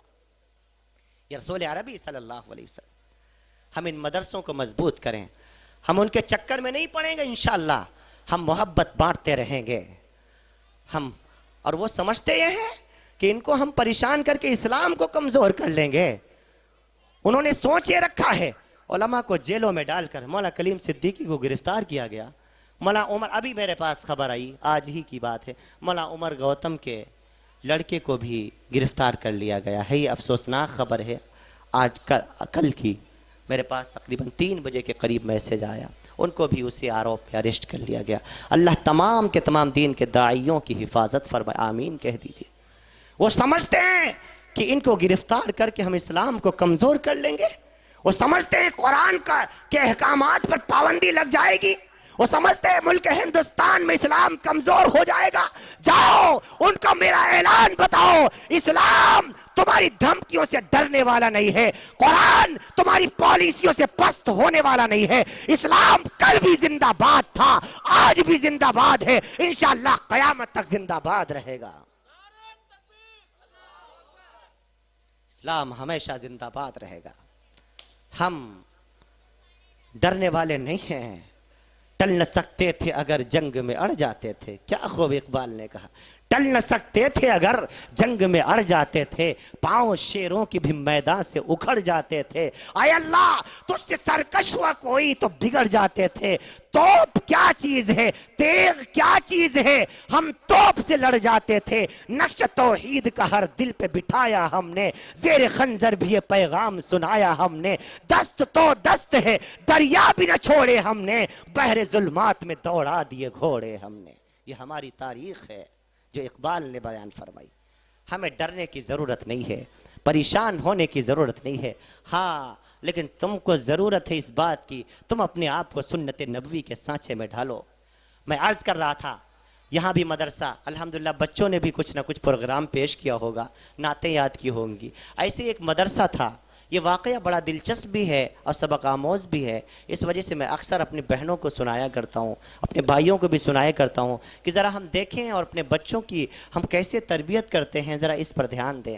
ایسے ایک مدرسہ تھا، وہاں بھی سالانہ ایک جلسہ ہوتا تھا. تو استاد جی جلسے سے پہلے سارے بچوں کی تیاریاں انہوں نے کرائیں. آپ تھوڑا آگے آ جائیں، آپ حضرات آگے آ جائیں. ہاں پڑھ لیں ماشاءاللہ. آپ جزاک اللہ احسن الجزا. تو استاد جی نے بچوں کو کسی کو نعت یاد کرائی، کسی کو تقریر یاد کرائی، کسی کو کچھ یاد کرایا، دعائیں یاد کرائی اور ان سے کہہ دیا تمہیں جلسے والے دن پڑھنا ہے. ایک بچہ تھا، استاد جی نے اس کو ایک نعت دی. نعت کا مصرع یہ تھا: وہ نبیوں میں رحمت لقب پانے والا، مرادیں غریبوں کی پر لانے والا. بچہ بہت ذہین تھا، آواز بہت اچھی تھی. بچے نے وہ نعت یاد کر لی، لیکن پتہ نہیں اس کے دل کی کیفیت اللہ ہی جانے. جب استاد جی سامنے ہوتے تو بچہ پڑھتا وہ نبیوں میں رحمت لقب پانے والا، اور جب استاد جی چلے جاتے تو والا کو والے کر دیتا اور مصرع یوں کر دیتا: وہ نبیوں میں رحمت لقب پانے والے، یعنی والا کو والے کر دیتا. استاد جی کو پتہ چلا، بہت سمجھایا کہ بیٹے یہ والا نہیں، والے نہیں، والا ہے. لیکن وہ اپنی عادت کے موافق استاد جی کے سامنے والا پڑھتا، استاد جی چلے جاتے تو والے پڑھتا. بالآخر جلسے کا دن آیا، سارے بچوں کے نام بولے گئے، اس بچے کا بھی نام بولا گیا. اس نے اپنی عادت کے موافق یہی آ کر کے پڑھا: وہ نبیوں میں رحمت لقب پانے والے، مرادیں غریبوں کی پر لانے والے. استاد جی کو بڑا غصہ آیا کہ ہم نے اسے کتنا سمجھایا تھا، والے نہیں والا ہے. لیکن ضدی بچہ، اس نے والے ہی پڑھا. لیکن ابھی بیچارے مار بھی نہیں سکتے، مجمع کے سامنے کیسے پٹائی کریں؟ ابا بھی موجود ہوں گے، اماں بھی ہوں گی، کچھ کہہ نہیں سکتے.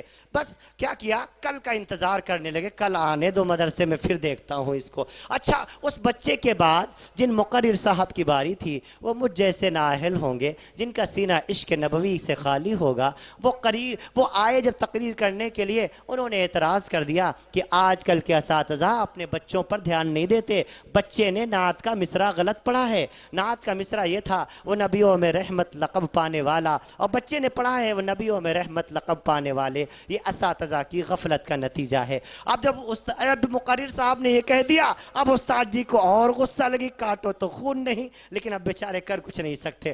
دوسرا دن آیا، درسگاہ لگ گئی، سارے بچے آ گئے. استاد جی جیسے درسگاہ کے اندر پہنچے، پہلی نظر اسی بچے پر پڑ گئی. جیسے دیکھا بس پارا 360 ڈگری پہنچ گیا، تیوری چڑھ گئی. لیکن اب مارنے کے لیے بھی تو بہانہ چاہیے نا. بغیر بہانے کے اگر مارنے لگیں گے تو گھر جا کے شکایت نہیں کر دے گا کہ بے مطلب استاد جی نے مارا ہے، بلا مطلب کے مارا. لہذا ان سے بھی پوچھ تاچھ ہوگی. اب انہوں نے کیا کیا، غلطی اس بچے کی، غصہ اس بچے کے، کھڑا سب کو کر دیا کہ کھڑے سب ہو جاؤ. یہی ہوتا ہے گھروں کے اندر. اگر غلطی 4 بیٹے ہیں، ان میں سے ایک نے غلطی کی تو نمبر سب کا ابا جی لگاتے ہیں. اور جب بڑا مار کھانے لگتا ہے تو چھوٹے والے دبک کے بیٹھ جاتے ہیں، اپنی باری کا انتظار کرنے لگتے ہیں کب ہماری باری آئے. ایسے موقع پر اماں بھی نہیں بولتی ہیں. اماں کہتی اور مارو اور مارو، کہ انہیں پتا ہے اگر ہم منع کریں گے تو ہمارے لیے موٹا ڈنڈا رکھا ہوا ہے کہ سارا مسئلہ ہمارے ہی طرف کا ہے نا. لہذا سارے بچوں کو کھڑا کر دیا، سب کو کھڑا کر دیا کہ میں تم سے سوال کرتا ہوں، تم ان کے جواب دو. چھوٹے چھوٹے بچے تھے، بس آج جی چھوٹے چھوٹے سوال کرتے گئے، بچے جواب دیتے چلے گئے. جب اس بچے کی باری آئی، استاد جی نے کہا کھڑے ہو جاؤ. کھڑا ہو گیا. معاملہ تو اسی بچے سے تھا نا. کہا بتاؤ ہمارے نبی کا نام کیا ہے، تمہارے نبی کا نام کیا ہے. یہ بچہ ادب سے کھڑا ہو جاتا ہے، اپنے سر کو جھکاتا ہے، لیکن زبان نہیں کھولتا، کچھ بولتا نہیں ہے. استاد جی گئے، کھینچ کے تھپڑ مارا. کہا تو بڑا ضدی ہے، کل تجھے کتنا سمجھایا تھا کہ والے نہیں والا ہے. اصل معاملہ تو یہی تھا، اصل مدعا یہی تھا، والے نہیں والا ہے. پھر بھی تو نے والے پڑھا اور آج تو نبی کا نام نہیں بتا رہا ہے. مارتے چلے گئے. بچہ مار کھاتا رہا، آنکھیں بہتی رہیں، روتا رہا، لیکن زبان نہ کھولی. بہت پریشان استاد جی کہ نبی کا نام کیوں نہیں بتا رہا ہے، کیا اسے نبی کا نام نہیں یاد ہوگا؟ بے شک یاد ہوگا، یہ ایسے گھر سے بلونگ کرتا ہے، ایسے گھر سے تعلق رکھتا ہے، ضروری یاد ہوگا. لیکن استاد جی پریشان ہے کہ بتا کیوں نہیں رہا. بچے کو مار رہے ہیں، بچہ مار کھا رہا ہے، آنکھوں سے آنسو بہ رہے ہیں، لیکن بول کچھ نہیں رہا، رو رہا ہے، بول نہیں رہا ہے. اتنے میں گھنٹی بجی، سارے بچے چلے گئے، انٹرول ہو گیا، ہوپ ٹائم ہو گیا، سارے بچے چلے گئے. یہ بچہ جانے لگا. استاد جی نے اسے روک کر کے کہا دیکھ ابھی تو میں تجھے جانے دیتا ہوں, لیکن جیسے ہی انٹرول ختم ہوگا سب سے پہلے میں تجھی کو کھڑا کروں گا, اگر تو نے نبی کا نام نہیں بتایا تو چھڑی سے تیری کھال کھینچ دوں گا. تھوڑی دیر وہ بچہ کھڑا روتا رہا, پھر اپنے آنسو پوچھے چلا گیا. تھوڑی دیر کے بعد گھنٹی بجی, سارے بچے آ گئے, یہ بھی آ گیا, ہاتھ منہ دھل کے واپس آ گیا. اتنے میں استاد جی بھی درسگاہ کے اندر تشریف لے آئے, اسی بچے کو کھڑا کر دیا, بتاؤ ہمارے نبی کا نام کیا ہے, تمہارے نبی کا نام کیا ہے. اس بار یہ بچہ ادب سے کھڑا ہوتا ہے, اپنے سر کو جھکاتا ہے, ہاتھوں کو باندھتا ہے اور کہتا ہے استاد جی ہمارے نبی کا نام پیغمبر اسلام, نبی ذی احتشام, رسول بلند مقام, ساقی کوثر, شافع محشر, شافع روز جزا, امام الانبیاء احمد مجتبی محمد مصطفیٰ, سب کہو صلی اللہ علیہ وسلم ہے. اور اتنا کہتے کہتے اس بچے کی آنکھوں میں آنسو آئے, بچہ رونے لگا. استاد جی قریب آئے, بچے کے پیٹھ پر ہاتھ رکھا, کہا بیٹے تو نے جواب صحیح دیا ہے, تو رو کیوں رہا ہے, تو نے جواب غلط نہیں دیا, تیرا جواب صحیح ہے. بیٹے تو نے ہوپ ٹائم سے پہلے کیوں نہیں بتایا تھا, کیا انٹرول سے پہلے تجھے نبی کا نام یاد نہیں تھا. بچہ اور رونے لگا, کہنے لگا استاد جی مجھ کو معاف فرما دیجئے گا, میری امی دنیا میں نہیں ہیں, میری امی اللہ کو پیاری ہو چکی ہیں. جب میری ماں زندہ تھی میری ماں کو میرے نبی سے بڑی محبت تھی. جب میری ماں زندہ تھی ایک دن میری ماں نے مجھے گود میں بٹھا کر بڑے پیار سے کہا تھا, اے میرے بیٹے, جب سے میں نے ہوش سنبھالا ہے زندگی میں کبھی اپنے نبی کا نام بغیر وضو کے نہیں لیا ہے. اے میرے بیٹے اگر تجھ سے بھی ہو سکے تو نبی کا نام بغیر وضو کے کبھی نہ لینا. استاد جی جو آپ نے انٹرول سے پہلے پوچھا تھا مجھے نبی کا نام تو یاد تھا, لیکن اس وقت میرا وضو نہیں تھا. میرے دل میں آیا آپ مجھے ماریں گے, میں مار کھا لوں گا, بھگائیں گے بھاگ جاؤں گا, ڈانٹیں گے ڈانٹ کھا لوں گا, لیکن بغیر وضو کے اپنے نبی کا نام نہیں لوں گا. استاد جی آپ نے انٹرول کر دیا, اب میں وضو کر کے آ گیا ہوں اور میں نے نبی کا نام بتا دیا ہے. استاد جی بھی رونے لگ گئے, کہا اچھا بیٹے ذرا یہ تو بتا تو نے وہ نعت کا مصرع کیوں تبدیل کر دیا تھا, وہ والے کو والا کو والے کیوں کر دیا تھا. استاد وہ بچہ پھر رونے لگ گیا, استاد جی مجھے معاف کر دیجئے گا, میرے ابو بھی اللہ کو پیارے ہو چکے ہیں, میرے ابو بھی دنیا میں نہیں ہیں. جیسے میری امی میرے نبی سے بڑی محبت کرتی تھی ایسے میرے ابو بھی اللہ کے رسول سے بڑی محبت کیا کرتے تھے. جب میرے ابو زندہ تھے ایک دن انہوں نے مجھے گود میں بٹھا کر بڑے پیار سے کہا تھا, اے میرے بیٹے نبی کی شان میں ادنا درجے کی گستاخی نہ کرنا, نبی کی شان میں ذرہ برابر گستاخی نہ کرنا. استاد جی جو آپ نے مجھے نعت لکھ کے دی تھی اس میں تھا وہ نبیوں میں رحمت لقب پانے والا. میرے ننھے سے دماغ میں آیا کہ میرا نبی اتنے اونچے مرتبے والے ہیں, میرے نبی اتنے بلند مقام والے ہیں, اللہ کے اتنے پیالاڈلے نبی ہیں, میں ان کو والا کہوں مجھے بید بھی لگی, گستاخی لگی, اسی لیے میں نے والا کو والے کر دیا. استاد جی مجھے معاف فرما دیجئے گا, میری وجہ سے آپ کی رسوائی ہوئی ہے. استاد جی رونے لگ گئے, فرمایا بیٹے غلطی تیری نہیں ہے, غلطی میری ہے, ہم نے سمجھا ہی نہیں نبی کی محبت کیا ہوتی ہے, اللہ کے رسول کا عشق کیا ہوتا ہے, ہمیں تو اس بات کی خبر ہی نہیں. مسلمانوں کہاں چلی گئی وہ مائیں جو اپنے بچوں کو یہ تعلیم دیا کرتی تھی, اے میرے بیٹوں نبی کا نام بغیر وضو کے کبھی نہ لینا. کہاں چلے گئے وہ والد جو اپنے بچوں کو یہ سکھایا کرتے تھے, اے میرے بیٹوں نبی کی شان میں ادنا درجے کی گستاخی نہ کرنا. دل کے ففولے جل اٹھے سینے کے داغ سے, ہر گھر کو آگ لگ گئی گھر کے چراغ سے. صرف بچے ہی بگڑے ہوئے نہیں ہیں, ہمارے معاشرے کا 60 سال کا بوڑھا بھی بگڑا ہوا ہے, 60 سال کی بوڑھی ماں بھی بگڑی ہوئی ہے. نتیجہ یہ ہے ماؤں کی عزت دل سے نکل گئی, بہنوں کا پیار ختم ہو گیا, بیٹیوں کی شفقت ختم ہو گئی. ارے میرے نبی سے پوچھو, میرے نبی محترم صلی اللہ علیہ وسلم نے فرمایا تھا, اے لوگو بیٹیوں کی عزت کیا کرو, بہنوں کی عزت کیا کرو, بیویوں کی عزت کیا کرو, ان پر ظلم نہ کیا کرو. یہ عورت کسی بھی روپ میں ہو, کسی بھی روپ میں ہو, عزت اور احترام کے قابل ہے. اگر عورت ماں کی شکل میں ہے, اس کے قدموں کے نیچے جنت ہے. بیوی کی شکل میں ہے, تمہاری زندگی میں راحت کا سامان ہے. بیٹی کی شکل میں ہے, اللہ کی رحمت ہے. بہن کی شکل میں ہے, اللہ کی برکت ہے. ہاں ہاں, نہ رحمت کو ٹھکرایا جاتا ہے, نہ برکت کو ٹھکرایا جاتا ہے, نہ جنت کو فراموش کیا جاتا ہے, نہ اللہ کی رحمت, نہ اللہ کی راحت کو ٹھکرایا جاتا ہے. سب کی عزت کی جاتی ہے. آخر وہ ہندوستان کہاں چلا گیا؟ وہ بہن بھائی کا پیار کہاں چلا گیا؟ ایک دور وہ تھا بہن بھائی اپنے بہنوں کے لیے تڑپا کرتے تھے. جب بہنوں کی ڈولیاں گھر سے نکلتی تھی, بھائیوں کی آنکھوں میں آنسو آ جایا کرتے تھے. کئی کئی دنوں تک بھائی کھانا نہیں کھایا کرتے تھے. آج مہینوں ہو جاتے ہیں, بہن کے گھر میں فون کرنے کی بھی نوبت نہیں آتی. اللہ کے رسول صلی اللہ علیہ وسلم نے فرمایا, اے لوگوں, باپ کے مرنے کے بعد بہنوں کو بے سہارا نہ چھوڑا کرو, نہ چھوڑا کرو. یہ نبی رحمت تھا. ایک بہن کا میرے پاس فون آیا, رونے لگی, حضرت جی میں 4 بھائیوں کی اکلوتی بہن ہوں. ابا کو دنیا سے گئے ہوئے 2-3 ماہ ہو گئے. بھائیوں نے مجھ سے رشتہ توڑ لیا ہے. فون کرتی ہوں بھیا فون نہیں اٹھاتے. شاید بہن کچھ مانگنے نہ لگے, شاید بہن کچھ سوال نہ کرنے لگے. حضرت جی میرے بھائیوں سے کہہ دیجئے, اس کی بہنہ اس کو بہت یاد کرتی ہے. اس سے کہہ دیجئے اس کی بہن کو کچھ نہیں چاہیے. اس کی بہن کو زمین نہیں, جائیداد نہیں, دکان میں حصہ نہیں, مکان میں حصہ نہیں. اس کی بہن تو اس کے بھائیوں کے پیار کی بھوکی ہے. حضرت جی میرے بھائیوں سے کہہ دیجئے فون پر بات کر لیں. امت کے نوجوانوں, اپنی بہنوں کو بے سہارا نہ چھوڑا کرو, نہ چھوڑا کرو.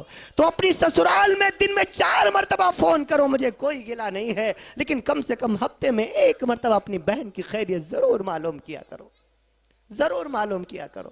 جب اس بہن نے مجھ سے یہ کہا, میں نے دل میں محسوس کیا کہ شاید بہنیں اپنے بھائیوں کے فون کا انتظار کیا کرتی ہیں. ہاں ہاں, یہ بہنیں بڑی نازک ہوا کرتی ہیں. بہنیں کبھی اپنی بھائیوں کو بددعا نہیں دیتی. ہاں ہاں, بہنوں کے وقار کو پہچانو, بہنوں کے مرتبوں کو پہچانو. ہاں ہاں, ورنہ ان سے پوچھو جن کے بہنیں نہیں ہیں. کبھی کبھی عید کا موقع آیا کرے, اگر اپنی بیوی کے لیے 1000 روپے کا جوڑا بنواتے ہو, کم سے کم 200-400 کا بہن کو بھی لے کر کے دے آیا کرو. رب ذوالجلال کی قسم, اگر اس کا شوہر اس کے لیے 1000 روپے کا جوڑا لایا ہوگا, محلے کی عورتوں کو نہیں دکھائے گی, بلکہ آپ کے 500 کے جوڑے کو محلے بھر میں دکھاتے پھرے گی. دیکھو یہ میرا بھیا لایا ہے, یہ میرے میکے سے آیا ہے, دیکھو یہ میرا بھائی لے کر کے آیا ہے. وہ چھوٹے چھوٹے بھانجے جوتے دکھاتے پھریں گے, یہ میرا ماما لایا ہے, یہ میرے ماموں لایا ہے. ہاں ہاں, اس کے کبھی کبھی لینے کے لیے پہنچ جایا کرو. وہ بہنوں سے کہا کرو, بہنوں, اے بہنا, ابا کے جانے کے بعد اپنے کو اکیلا نہ سمجھنا. جب تک تیرا بھائی زندہ ہے, اس گھر کے دروازے ہمیشہ تیرے لیے کھلے رہیں گے. ہاں ہاں, کبھی کبھی بہنوں کو لینے کے لیے پہنچ جایا کرو. بہنا چل, بہت دن ہو گئے تو گھر نہیں آئی ہے, چل میں تجھے لینے آیا ہوں. رب ذوالجلال کی قسم, بہن آپ کے گھر آئے گی, آپ کے گھر کی روٹیاں کھائے گی, دال سبزی کھائے گی, مصلی بچھائے گی, دعا کے لیے ہاتھ اٹھائے گی. رب ذوالجلال آپ کے سارے گھر میں برکت عطا فرما دے گا. بہنوں کے وقار کو پہچانو, بیٹیوں کو بوجھ نہ سمجھا کرو, بہنوں کو بوجھ نہ سمجھا کرو. بہنیں بڑی نازک ہوا کرتی ہیں. عورتوں کی تحفظ کیا کرو. جہیز جیسی لعنت جو ہمارے معاشرے میں اس وقت پھیلی ہوئی ہے, اس کو مٹانے کی ضرورت ہے. میں نے ایک مشن چھیڑ رکھا ہے. میں ابھی چند ہفتے قبل کشی نگر کے دورے پر تھا. نیپال اور بہار کا بارڈر پڑتا ہے. وہاں مجھے بتایا گیا کہ جب تک باپ 2 لاکھ نقد اور 2 لاکھ کا جہیز بیٹی کے ساتھ نہ ودا کرے, بیٹیوں کی ڈولی نہیں اٹھا کرتی. ہمارے معاشرے میں بھی جہیز کی لعنت پھیلی ہوئی ہے. یہ جہیز کی لعنت ہمارے معاشرے کا ناسور بنا ہوا ہے. نوجوانوں, تمہیں اس کو مٹانا ہوگا, تمہیں آگے آنا ہوگا. بغیر جہیز کے شادیوں کا رواج ڈالنا ہوگا. ڈالو گے انشاءاللہ. میں تم سے بھیک مانگتا ہوں، مت مانگا کرو جہیز، مت کہا کرو اپنے ابا سے کہ مجھے موٹر سائیکل چاہیے جہیز میں۔ اللہ نے آپ کو ہاتھ دیے ہیں، پیر دیے ہیں، آپ کو وجود بخشا ہے، آپ کہا کرے ابا ہم کما لیں گے، موٹر سائیکل خرید لیں گے، مجھے جہیز میں موٹر سائیکل نہیں چاہیے۔ اور خوب یاد رکھنا، جو دلیل دی جاتی ہے کہ رسول عربی صلی اللہ علیہ وسلم نے اپنی بیٹی فاطمہ کو جہیز دیا، وہ سیرت سے واقف نہیں ہے، شریعت سے ناواقف ہیں۔ اللہ کے رسول صلی اللہ علیہ وسلم نے جو فاطمہ کو جہیز دیا تھا علی کو، وہ داماد کی حیثیت سے نہیں دیا تھا، بیٹے کی حیثیت سے دیا تھا، خود علی کے پیسوں سے خریدا ہوا تھا۔ ایک زرہ تھی علی رضی اللہ عنہ کے پاس، 490 درہم، 470 درہم، 463 درہم، تینوں روایتیں تاریخ طبری اور جرجان میں موجود ہیں۔ خریدنے والا سیدنا عثمان غنی ہے، پھر وہ پیسے حضرت علی رضی اللہ عنہ نے خود اللہ کے رسول کے ہاتھوں پر رکھے تھے، ان سے وہ چکی، مشکیزہ، تکیہ اور گدہ خرید کے اللہ کے رسول نے عطا فرمایا تھا۔ میں عرض کر دوں آپ سے، جہیز شریعت کا حصہ نہیں ہے۔ اگر جہیز شریعت کا حصہ ہوتا تو کوئی مائک الال اتہاسکار، کوئی رائٹر، کوئی محدث، کوئی مفسر، کوئی محدث ثابت کرے کہ اللہ کے رسول نے فاطمہ کے علاوہ اپنی تینوں بیٹیوں کو ایک کٹوری بھی دی ہو جہیز میں۔ زینب بغیر جہیز کے رخصت کی گئی، سیدہ رقیہ بغیر جہیز کے رخصت کی گئی، سیدہ ام کلثوم بغیر جہیز کے رخصت کی گئی، خود امام الانبیاء 11 دروازوں پر دلہا بن کر تشریف لے گئے، 11 دروازوں پر دلہا بن کر تشریف لے گئے۔ کوئی مائک الال ثابت نہیں کر سکتا کہ ابو سفیان نے اپنی بیٹی ام حبیبہ کو جہیز دیا تھا جب اللہ کے رسول ان سے نکاح فرما رہے تھے۔ ابو بکر صدیق اپنی بیٹی حضرت عائشہ کو جہیز دے رہے تھے اس وقت جب اللہ کے رسول نکاح فرما رہے تھے۔ حضرت عمر فاروق اعظم اپنی چہیتی بیٹی حضرت حفصہ کو جہیز دے رہے تھے جب اللہ کے رسول ان سے نکاح فرما رہے تھے۔ کوئی ثابت کرے؟ پتہ چلا جہیز شریعت کا حصہ نہیں ہے۔ اگر جہیز شریعت کا حصہ ہوتا تو سیدہ فاطمہ کو کیا صرف یہ چکی ہی ملتی، صرف ایک گدا ہی ملتا؟ کیا ایک خجور کی چھالوں سے بھرا ہوا تکیہ ہی ملتا؟ اگر جہیز میں ذرا بھی ثواب ہوتا، ذرا بھی شریعت کا حصہ ہوتا، رب ذوالجلال کے جاہ جلال کی قسم، جبریل فرشتے سے لے کر کے میکائیل تک تمام فرشتے فاطمہ کا جہیز سجاتے، سارے مدینے کی زمین چھوٹی پڑ جاتی، لیکن سیدہ فاطمہ کا جہیز پورا نہ ہو پاتا۔ اتنا جہیز دیتے اللہ کے رسول۔ پتہ چلا جہیز شریعت کا حصہ نہیں ہے۔ عزیزوں، آج کتنی بہنیں ہماری بغیر جہیز کے گھروں میں بیٹھی ہوئی ہیں، کتنی بہنیں۔ اب ایک تازہ سروے ہوا، تقریباً 1,35,000 سے زائد ہماری وہ بہنیں جو 35 کے اوپر کی عمر کو پہنچ چکی ہیں، صرف اس وجہ سے ان کی شادیاں نہیں ہو رہی کیونکہ ان کے ابا کے پاس جہیز کے پیسے نہیں ہیں۔ اس جہیز کی لعنت کو ختم کرنا ہوگا۔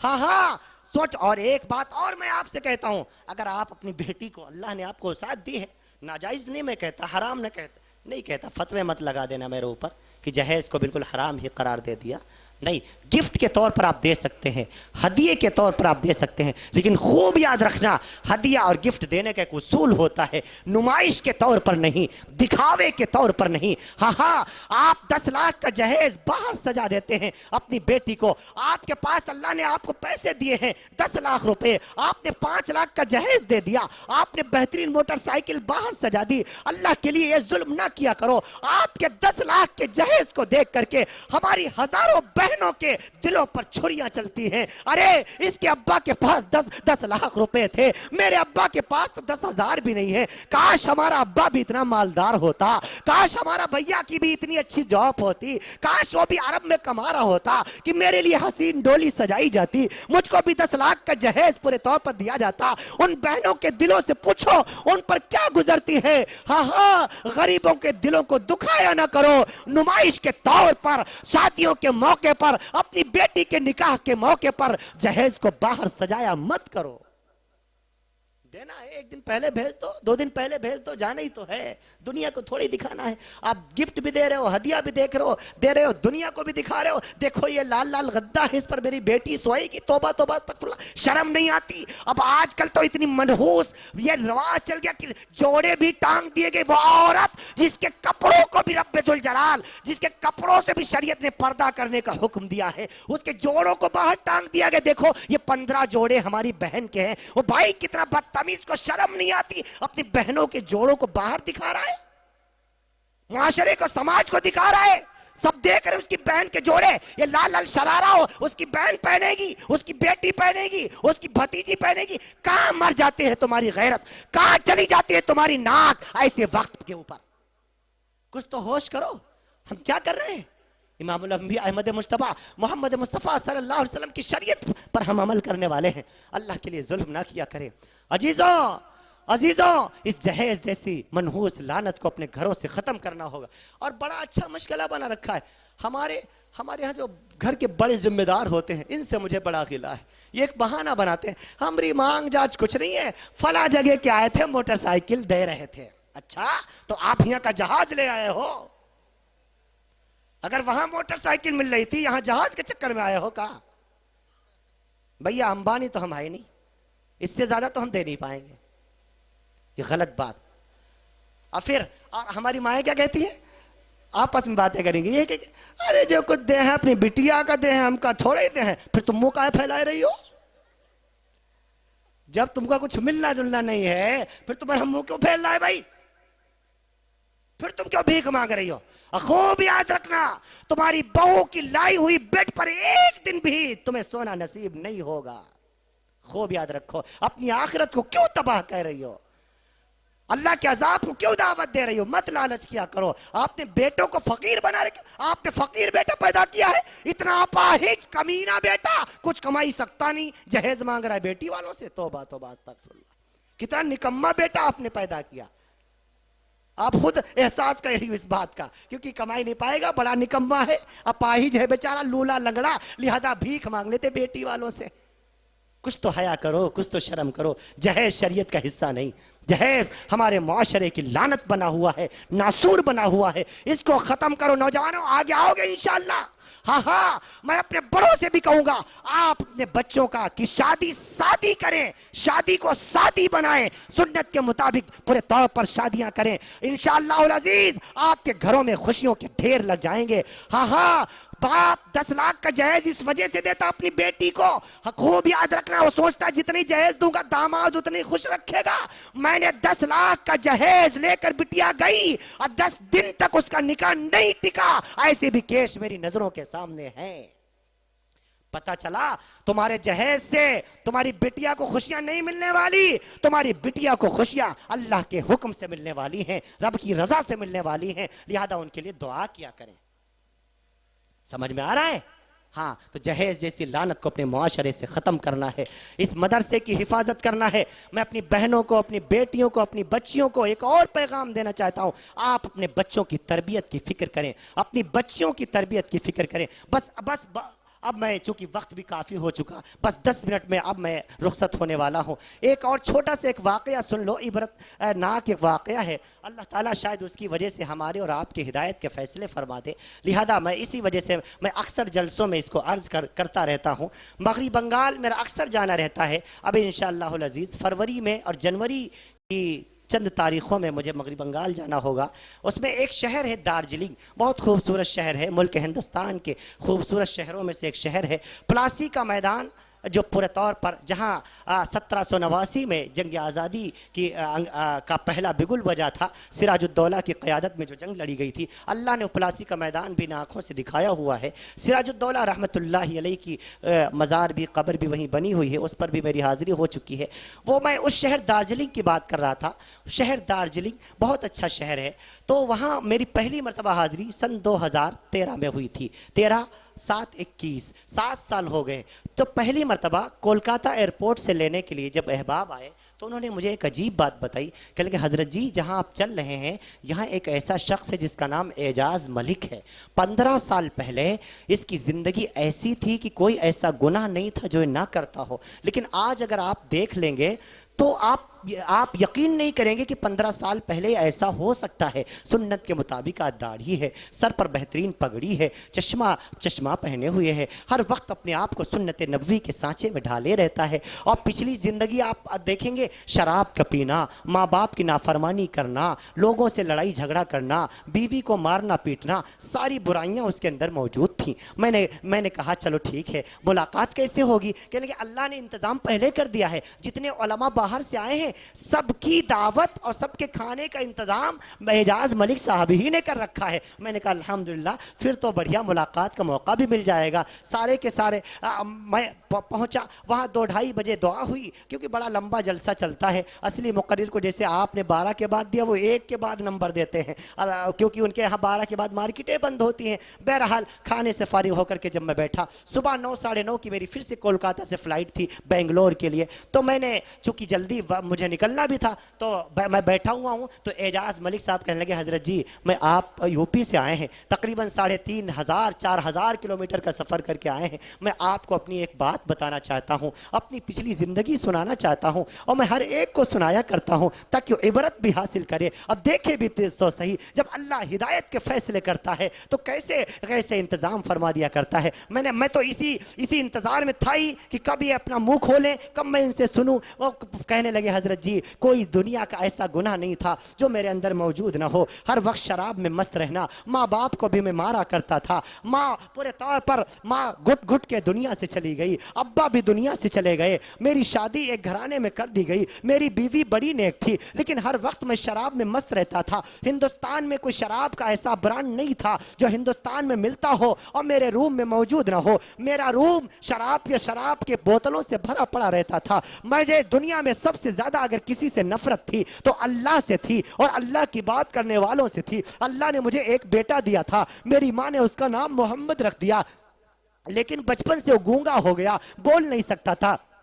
بہت علاج کرایا, بڑے بڑے ڈاکٹروں کو دکھایا, لیکن کوئی فائدہ نہ ہوا. میں 2 سال کے بعد ایک بیٹی ہوئی, اس کا نام سائمہ رکھا, وہ ٹھیک ٹھاک تھی. مجھے اللہ سے غصہ آ گیا کہ اللہ نے بیٹا گونگا پیدا کر دیا. اب میں نے اللہ سے دوستی توڑ لی. کبھی میں نماز نہیں پڑھتا تھا, کبھی میں روزہ نہیں رکھتا تھا. زندگی میں ایک مرتبہ میں نے روزہ رکھا تھا, وہ بھی افطار میں نے شراب سے کی تھی. سوچو تو صحیح میری زندگی کیسی تھی. ساری دنیا میری ویران ہو چکی تھی. اماں کو بھی مارا کرتا تھا, ابا کو بھی گالیاں دیا کرتا تھا. میرے باپ گھٹ گھٹ کے مر گئے. ایک دن بڑے بھائی کو مجھ پر ترس آیا. ایک میرے گاؤں میں, میرے علاقے میں ایک اللہ والے آئے, ان سے میری ملاقات کروائی کہ اعجاز ذرا ان سے ملاقات کر لو, دعا کروا لو, یہ تمہارے لیے دعا کر دیں, شاید اللہ تم پر کریمی کا معاملہ فرما دے. میں جیسے مجھ پر ان کی نظر پڑی, میں تو شراب کے نشے میں مست تھا. میں نے ان کو گالیاں دی. وہ میرے قریب آئے, آنکھوں میں آنسو رکھا, آنکھوں میں آنسو آئے تھے. انہوں نے میرا ہاتھ پکڑا. میاں اعجاز کیا بات ہے, بہت پریشان ہو. میرے بھائی نے کہا اللہ نے ان کو ایک بیٹا دیا ہے جس کا نام محمد رکھا تھا ان کی ماں نے. اماں تو گزر گئی ہے, بیٹا 10 سال کا ہو گیا ہے لیکن بولتا نہیں ہے, گونگا ہو گیا. اللہ نے اس کو زبان سے محروم کر دیا. ان کی آنکھوں میں آنسو آئے. کہا اعجاز بھائی میں ایک ڈاکٹر کو جانتا ہوں, اس کا نمبر مجھ سے لے لیجئے اور ذرا اس سے رابطہ کر لیجئے, شاید وہ آپ کا کوئی کام آ جائے, شاید اس کی وجہ سے اللہ آپ کے بیٹے کو شفا عطا فرما دے. میاں اعجاز فرماتے ہیں میں نے ان مولانا صاحب کو گالیاں دینی شروع کی. جتنی گالیاں دے سکا میں نے مولانا صاحب کو گالیاں دی کہ ایسی کی تیسی تمہارے ڈاکٹر کی. اس کے بعد پرچہ پھاڑ کر پھینک دیا. گھر آیا, میری بیوی کو پتا چلا کہ کوئی حضرت جی آئے ہوئے ہیں. ان کو ایک ڈاکٹر کا پتہ معلوم ہے جو بڑا اسپیشلسٹ ہے, شاید اس کے ذریعے سے میرا بیٹا ٹھیک ہو سکتا ہے. وہ میرے قریب آئی, آ کر کے کہنے لگی اجی سنتے ہو, بھیا کو ایک مرتبہ مولانا کے کہنے سے دکھا لو ان ڈاکٹر صاحب کو. میں جتنی گالیاں دے سکتا تھا میں بیوی کو بھی دیا. میں نے کہا میرے پاس اس کے لیے پیسے نہیں ہیں علاج کے. میری بیوی نے اپنے گلے کا ہار نکال کر میرے منہ پر مارا. اس وقت آج سے 15 سال پہلے اس ہار کی قیمت پورے طور پر 2.5 لاکھ روپے تھی. کہا اگر تمہارے پاس پیسے نہیں ہیں یہ پیسے لے جاؤ اور لے جاؤ میرے بچے کا علاج کراؤ. میں پھر سے گالیاں دیتا ہوا اپنے کمرے میں گھس آیا. اور آ کر کے جتنی شراب پی سکتا تھا میں نے اتنی شراب پی اور ایک بوتل بغل میں دبائی, دوسری بوتل منہ کو لگائی, سیدھا گھر سے باہر نکلا. میں نے کیا دیکھا, وہی مولانا صاحب گھر کے باہر کھڑے ہیں اور کہنے لگے میاں اعجاز اچھا ٹھیک ہے تم اس ڈاکٹر کو نہ دکھاؤ, لیکن میں ایک اور ڈاکٹر کو جانتا ہوں جو ڈاکٹروں کا ڈاکٹر ہے, جو اللہ رب العالمین ہے. ذرا ایک مرتبہ اس اللہ کو سے کہہ کر کے دیکھ لو, ایک مرتبہ اس اللہ سے اپنے بیٹے کے لیے دعا مانگ کر دیکھ لو, شاید رب کی کریمی جوش میں آ جائے. اور مجھے امید ہے اللہ آپ کے بیٹے کو زبان عطا فرما دے گا. یہ بات جب انہوں نے کہی میں تو شراب کے نشے میں مست تھا, لیکن اس کی یہ بات میرے دماغ میں پھنس گئی اور گول گول گھومنے لگی. میں اسی نشے کی حالت میں مسجد کی طرف چل دیا. عشاء کا وقت ہو رہا تھا, سارے نمازی نماز پڑھ رہے تھے, میں مسجد کے اندر اسی حالت میں چلا گیا. ایک بوتل منہ کو لگی ہوئی ہے, دوسری بغل میں دبی ہوئی ہے. میں نمازیوں کو مارنے لگ گیا, سارے نمازی بھاگ گئے. میں نے اندر سے کنڈی بند کر لی اور دونوں بوتلوں کو مسجد کے اندر محراب کے دائیں بائیں رکھ دیا.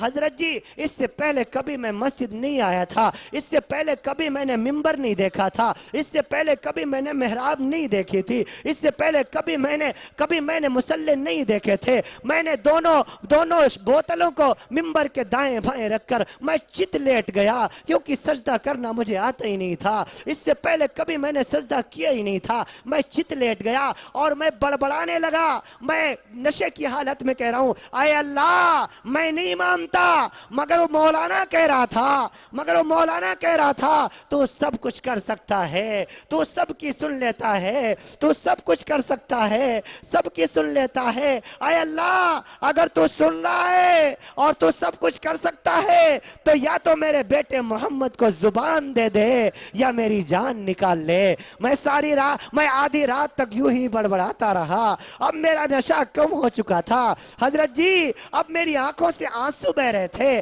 اب ایسا لگتا تھا جیسے رب ذوالجلال ہدایت کے فیصلے کرنے والا ہے. اب ایسا لگتا تھا ہمارا قلب منور ہو رہا ہے. اب ایسا لگتا تھا ہمارے دل میں ہدایت کی روشنی داخل ہو رہی ہے. اب ایسا لگتا تھا جیسے رب کریمی کا معاملہ کرنے والا ہے. آدھی رات کا وقت ہو چکا تھا, میں مسجد میں پڑا ہوا تھا, اب نشہ کم ہو چکا تھا. میں اللہ سے یہی مانگ رہا تھا اے اللہ میں شرابی ہوں, پاپی ہوں, میں پورے طور پر ماں باپ کا بھی نافرمان ہوں, زندگی میں کبھی تیرے سامنے سر نہیں جھکایا, آج پہلی بار مسجد آیا ہوں. لیکن وہ تیرا بندہ کہہ رہا تھا, وہ مولانا کہہ رہا تھا تو شرابیوں کی بھی سن لیتا ہے, تو پاپیوں کی بھی سن لیتا ہے. اے اللہ اگر تو سن رہا ہے تو یا تو میرے بیٹے محمد کو زبان دے دے یا میری جان نکال لے. اب صبح کا وقت ہو گیا, فجر کا وقت ہوا, سارے کے سارے نمازی آئے, کنڈی کھٹکھٹائی, میں نے کنڈی کھول دی.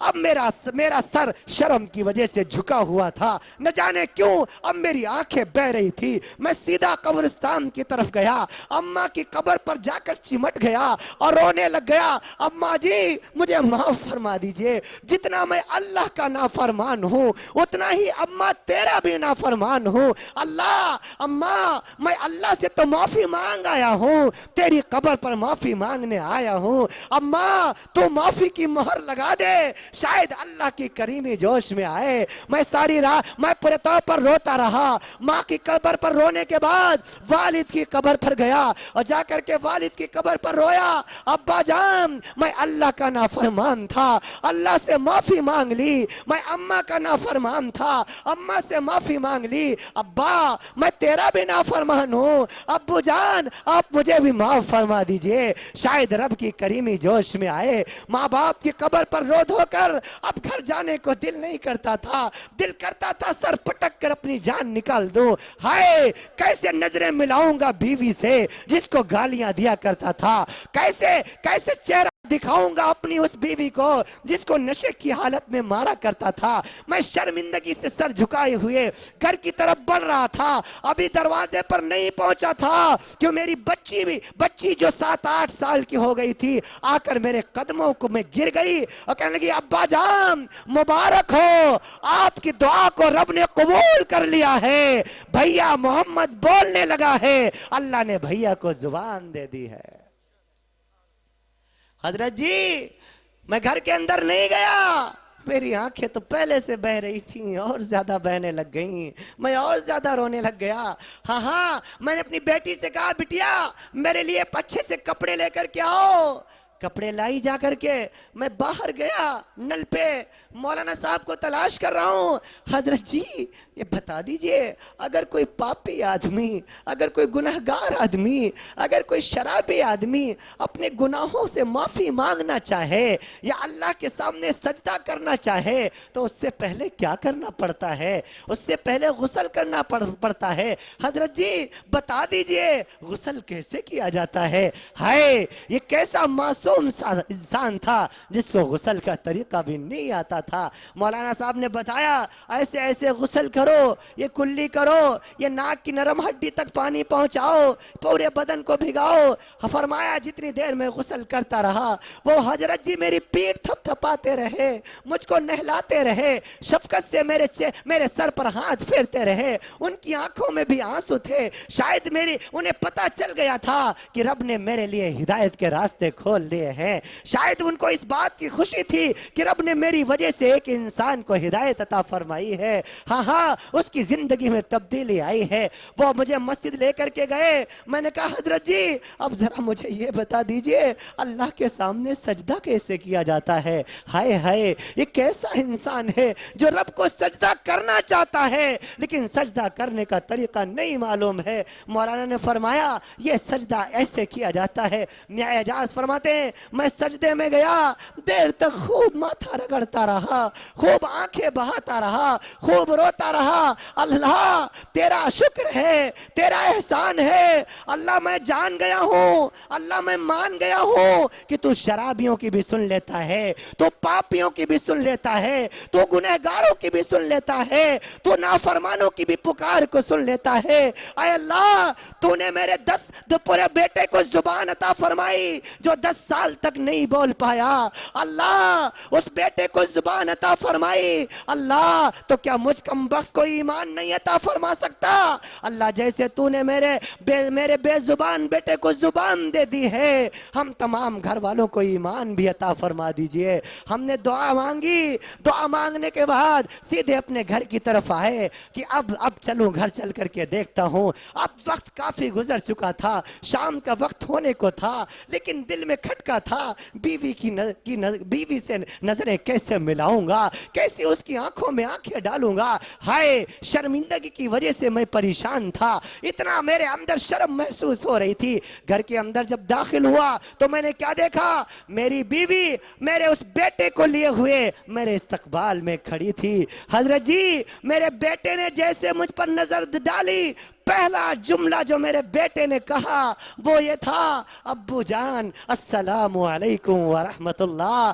حضرت جی جس باپ کے کان اپنے بیٹے کے زبان سے 10 سال تک لفظ ابو کہنے کو ترسے ہو، سوچو تو صحیح پہلی مرتبہ جب ان کانوں میں لفظ ابو کی آواز آئی ہوگی دل نے کیا محسوس کیا ہوگا؟ یہ الفاظ میں نہیں صرف دل میں محسوس کرنے کی چیز ہے۔ میں دوڑ کے گیا، اپنے بیٹے کو گلے سے لگایا، میرا بیٹا بھی رو رہا ہے، میں بھی رو رہا ہوں، ہاں بیٹے کو ہٹایا۔ اب ہمت کر کے میں نے اپنی بیوی کی طرف یوں آنکھیں اٹھا کر کے دیکھی، جیسے اس کی نظروں سے نظریں ملی ہیں، اس کی وہ پلکیں جو صرف بھیگی ہوئی تھی، جیسے اس کو میں نے دیکھا اس کے یہ آنسو موتی بن کر اس کے رخساروں پر بہ پڑے اور وہ پورے طور پر رونے لگ گئی۔ میں دوڑ کے اس کے قریب گیا، ہاتھوں کو چوم لیا، میں رونے لگ گیا۔ میری بیگم صاحبہ، میری شریک زندگی، میری رفیق حیات، ساری زندگی میری ساتھ دینے والی، ہاں میں جتنا اللہ کا گنہگار تھا، جتنا ابا کا گنہگار تھا، جتنا اماں کا گنہگار تھا، اتنا تیرا بھی گنہگار ہوں۔ شراب کی نشے میں تجھے مارا کرتا تھا، پھر بھی تو مجھے سنوارا کرتی تھی، میں تجھے ڈانٹا کرتا تھا، تو میرے بچوں کو کھلایا کرتی تھی، میں تجھے تیرے ماں باپ کو بھی گالیاں دیا کرتا تھا، مگر تو نے کبھی میرا گھر نہیں چھوڑا، مجھے معاف فرما دیجئے۔ میری بیوی نے میرے ہاتھ پکڑ لیے، آجی کیا کہتے ہو؟ آپ آپ کی دم قدم سے میری زندگی ہے. آپ میرے شوہر ہو, کیسے بھی صحیح آپ میرے شوہر ہو, مجھے آپ سے کوئی گلہ نہیں ہے, صرف آپ ایک وعدہ کر لیں کہ آج کے بعد آپ شراب نہیں پئیں گے. ہم نے اپنی بیوی کو بلایا, اپنے بیوی کے ہاتھ پر ہاتھ رکھا, اس کے اوپر میرے بیٹے نے رکھا, پھر میری بیٹی نے رکھا. ہم سب نے عہد کیا کہ انشاءاللہ آج کے بعد ہم اللہ کو ناراض نہیں کریں گے, آج کے بعد نمازیں نہیں چھوڑیں گے, آج کے بعد شراب تو دور کی بات, شراب کا خیال بھی دل میں نہیں لائیں گے. ہم نے عہد کیا کہ جس اللہ نے میرے بیٹے کو زبان دی ہے, سب سے پہلے اپنے بیٹے کو اس اللہ کا قرآن پڑھائیں گے. حضرت جی الحمدللہ میرا بیٹا 15 سال کا ہو چکا ہے, اللہ کے قرآن کا حافظ بن چکا ہے, اور عربی فارسی کی 3 جماعتیں پڑھ کر امتحان دے کر کے آیا ہوا ہے. حضرت جی اس دن سے ہم نے گھر کا ماحول یہ بنا رکھا ہے, ہم نے اپنی بیوی سے کہہ دیا گھر میں کھانا نہیں ہوگا چلے گا, ایک ٹائم ناشتہ نہیں ملے گا چلے گا, لیکن اللہ کے قرآن کی آواز ہمارے گھر سے 24 گھنٹے آنی چاہیے. ہم نے بھی مجھ کم بخت کو بھی رب ذوالجلال نے ہدایت دی, ہم نے بھی قرآن کریم ناظرہ پڑھ لیا. صبح ہوتی ہے اشراق تک میں قرآن کی تلاوت کرتا ہوں, اس کے بعد میری بیوی چاش تک پڑھتی ہے, اس کے بعد میری بیٹی پڑھتی ہے, اس کے بعد میرا بیٹا پڑھتا ہے, اس کے بعد میں نے گھر میں 12 نوکر رکھ رکھے ہیں جن کو تنخواہ صرف اس بات کی میں دیتا ہوں کہ اپنی باری پر اللہ کے قرآن کی تلاوت کریں. حضرت جی میں 5 سال ہو گئے ہیں, 5 سال ہو گئے ہیں, 24 گھنٹے کے 1440 منٹ کے 86,400 سیکنڈ میں 400 سیکنڈ ایسے نہیں ہوئے کہ میرے گھر سے اللہ کے قرآن کی آواز نہ آتی ہو. حضرت جی اللہ نے میری زندگی سنوار دی. میں نے کہا میاں اعجاز کو پیغام پہنچانا چاہتے ہیں؟ فرمایا ہاں, آپ تو ہندوستان کے چکر لگایا کرتے ہو, ہندوستانی مسلمانوں کو میرا پیغام پہنچا دینا کہ اللہ کی رحمت سے نا امید نہ ہو, اپنی اولادوں کے لیے اللہ سے دعا کیا کریں. اولاد نافرمان ہے, اللہ سے روئیں گڑ گڑائیں. اگر ہمارے بچوں کو سبق یاد نہیں ہوتا, نماز تہجد میں والدین رو دیں, اللہ ہمارے بچے کو سبق یاد نہیں ہوتا, اللہ سبق یاد کروا دیجئے. حدیث پاک میں ہے والدین کی دعا اولاد کے حق میں بہت جلدی قبول ہو جایا کرتی ہے. لوگوں اپنی اولادوں کے لیے دعا کیا کرو. اگر آپ کا بیٹا نافرمان ہے, تعویذ گنڈوں کے چکر میں نہ پڑو, تہجد کے وقت اٹھ کر کے اللہ کا دروازہ کھٹکھٹاؤ. رب ذوالجلال آپ کے بچے کی دنیا بھی سنوار دے گا, آخرت بھی سنوار دے گا. میاں اعجاز کہنے لگے وہ اللہ اگر جو مجھ شرابی کی دعا کو قبول کر سکتا ہے, مجھ نشیڑی کی دعا کو قبول کر سکتا ہے, مجھ پاپی کی دعا کو قبول کر سکتا ہے, تو آپ کی دعا کو کیوں نہیں قبول کرے گا. سب اپنی اولادوں کی مستقبل کی فکر کرو, ان کو مدارس اسلامیہ میں داخل کرو, اللہ کا دین پڑھاؤ, نبی کا قرآن پڑھاؤ, بے شک انہیں انگلش میں بھی مہارت حاصل کراؤ, انجینئر بناؤ, بی اے کراؤ, سی اے کراؤ, ایم سی اے کراؤ, LLB کراؤ, چارٹر اکاؤنٹنٹ بناؤ, پائلٹ بناؤ, سب کچھ بناؤ, لیکن انہیں اللہ کا قرآن ضرور پڑھاؤ. ان مدرسوں کی اہمیت کو سمجھو, ان علماء کی اہمیت کو سمجھو. رب ذوالجلال کے جاہ و جلال کی قسم, جس دن یہ مدرسے نہیں ہوں گے, باپ کا جنازہ سامنے پڑا ہوگا لیکن جنازہ پڑھانے والا کوئی نہیں ہوگا. ان مدرسوں کی وجہ سے اذانیں ہو رہی ہیں, ان مدرسوں کی وجہ سے نمازیں ہو رہی ہیں. ایک دن آئے گا وظہرت الاصوات فی المساجد وساد القبیلۃ فاسقهم وکان زعیم القوم ارجلهم واکرم الرجل مخافۃ شرہ وزارت القینات والمعادف وشربت الخمور ولان آخر هذه الامة اولها. ترمذی شریف میں پورا نقشہ کھینچا ہے محبوب کریم صلی اللہ علیہ وسلم نے. دیکھو علماء کو گرفتار کیا جا رہا ہے, چنندہ علماء کو گرفتار کیا جا رہا ہے. مولانا کلیم صدیقی ہو, مولانا عمر گوتم ہو, مولانا عبدالسمی ہو, چاہے مولانا جہانگیر عالم قاسمی ہو, چاہے ان کے بیٹے ہو, بڑے بڑے علماء کو گرفتار کیا جاتا ہے جن کا جو اثر رکھتے ہیں, جن کو عوام سننا چاہتی ہے. ہاں دیکھو LIU میرے پیچھے بھی لگی ہوئی ہے, ATS میں کو میرے پیچھے لگا دیا گیا. پرسوں نرسوں ATS کا فون آیا, مولانا کہاں ہیں آپ, بہت آپ بات کرتے ہیں, بڑی انسانیت کا درس دیتے ہیں. میں نے ان کو یہی بات کہی، یہ جان تو رب کی دی ہوئی ہے، جب تک اس جان میں جان رہے گی سلمان کی آواز خاموش ہونے والی نہیں ہے۔ ملک ہندوستانی نوجوانوں، ہندوستانی غیور مسلمانوں، وقت کی ضرورت ہے، اپنے علماء کی حفاظت کرو، اپنے علماء کی حفاظت کرو، اپنی قیادت کو مضبوط کرو، اپنے مدارس کی حفاظت کرو۔ دیکھو مولانا کلیم صدیقی کو گرفتار کر لیا گیا، کوئی ان پر جرم ثابت نہیں ہوتا، لیکن جرائم کے پہاڑ لاد دیے گئے، گرفتار کرنے پر آ جائیں گے، مجھے بھی گرفتار کر لیا جائے گا، تھوڑے دن احتجاجات ہوں گے، اس کے بعد سارے لوگ بھول جاتے ہیں۔ بہت تو مولانا کلیم کو آج ہی بھول گئے، آج ہی بھول گئے کہ کوئی مولانا کلیم بھی تھا جو محبت کا درس دیا کرتا تھا۔ آپ کو پتا ہے ان علماء کے ساتھ جیلوں میں کیا کیا جاتا ہے؟ پڑھیے مولانا طارق اعظم کی کتاب ٹوٹ گئی جنزیریں، ان علماء کو تشدد کا نشانہ بنایا جاتا ہے، جیلوں میں ان پر بڑا تشدد کیا جاتا ہے، ان کو الٹا لٹکا کر کے مارا جاتا ہے۔ مولانا طارق اعظم صاحب فرماتے ہیں جب ہمیں الٹا لٹکا کے مارا جاتا تھا، جب ہم پانی مانگتے تھے ہمارے منہ میں پیشاب کر دیا جاتا تھا، بھوک کی وجہ سے جب ہم تڑپتے تھے ہمارے منہ میں سور کا گوشت ٹھونس دیا جاتا تھا، ہماری داڑھیوں کو نوچا جاتا تھا، ہم کہتے تھے ظالموں گردن کاٹ لو لیکن ہماری داڑھی پر ہاتھ نہ لگاؤ۔ مسلمانوں یہ تمہارے علماء قربانیاں دے رہے ہیں، ہاں تمہاری گالیاں بھی کھائیں، پولیس کی لاٹھیاں بھی کھائیں، حکومت کی پالیسیاں بھی جھیلیں، ان کے ظلم و تشدد بھی جھیلیں، پھر بھی تمہارے راتوں کو اٹھ کر کے دعائیں کرتے ہیں، تمہارے بچوں کو تعلیم دیتے ہیں، کلمہ طیب پڑھاتے ہیں، ان کو رسول عربی کا درس دیتے ہیں۔ اللہ کے لیے بچا لو اپنے علماء کو، بچا لو اپنے وقت کے علماء کو، یہ وقت کی ضرورت ہے۔ رب ذوالجلال کی قسم جس دن علماء نہیں ہوں گے یہ مسجدیں یہ منبر جاہلوں کے قبضے میں چلے جائیں گے، پھر کیا ہوگا؟ اذانیں بند ہو جائیں گی، اللہ آسمان سے آگ برسا دے گا۔ کتنی ضروری ہیں اذانیں؟ یہ اذانیں کون دیتا ہے؟ آپ تو گھر میں پڑے سوئے رہتے ہیں، یہ اذانیں یہی بیچارے مولوی دیتے ہیں، نمازیں یہی بیچارے مولوی پڑھاتے ہیں، ابا کا انتقال ہوا جنازہ پڑھانے کے لیے یہی یاد آتے ہیں، بیٹے کے نکاح کی باری آئی دعوت آپ بھول جاتے مولوی صاحب کی، لیکن نکاح کے وقت اگر موجود نہ ہو کتنے تانے آپ دیتے ہیں، آپ کے تانے بھی سہیں، گالیاں بھی کھائیں، ہاں حکومت کی لاٹھیاں بھی کھائیں، ظلم و تشدد برداشت کریں، پھر بھی راتوں کو اٹھ کر کے تمہارے لیے اللہ کے سامنے جھولی پھیلاتے ہیں۔ اللہ ہمارے تمام بھائیوں کو سلامت رکھنا، اللہ ساری امت کو سلامت رکھنا، اللہ ہمارے طلبہ کی حفاظت کرنا۔ جب میں ان علماء کو پورے طور پر رشید لے کر چندہ مانگتے ہوئے دیکھتا ہوں میرا دل روتا ہے، آپ نے کتنا کمزور کر دیا ان مدرسوں کو، آپ کو چاہیے تھا ہی چل کر کے ان کے ہاتھوں کو مضبوط کرتے، انہیں در در کی ٹھوکریں نہ کھانی پڑتی، آپ کے دروازے پر انہیں جانا نہ پڑتا، لیکن آپ ان کو کتنا ذلیل کرو گے۔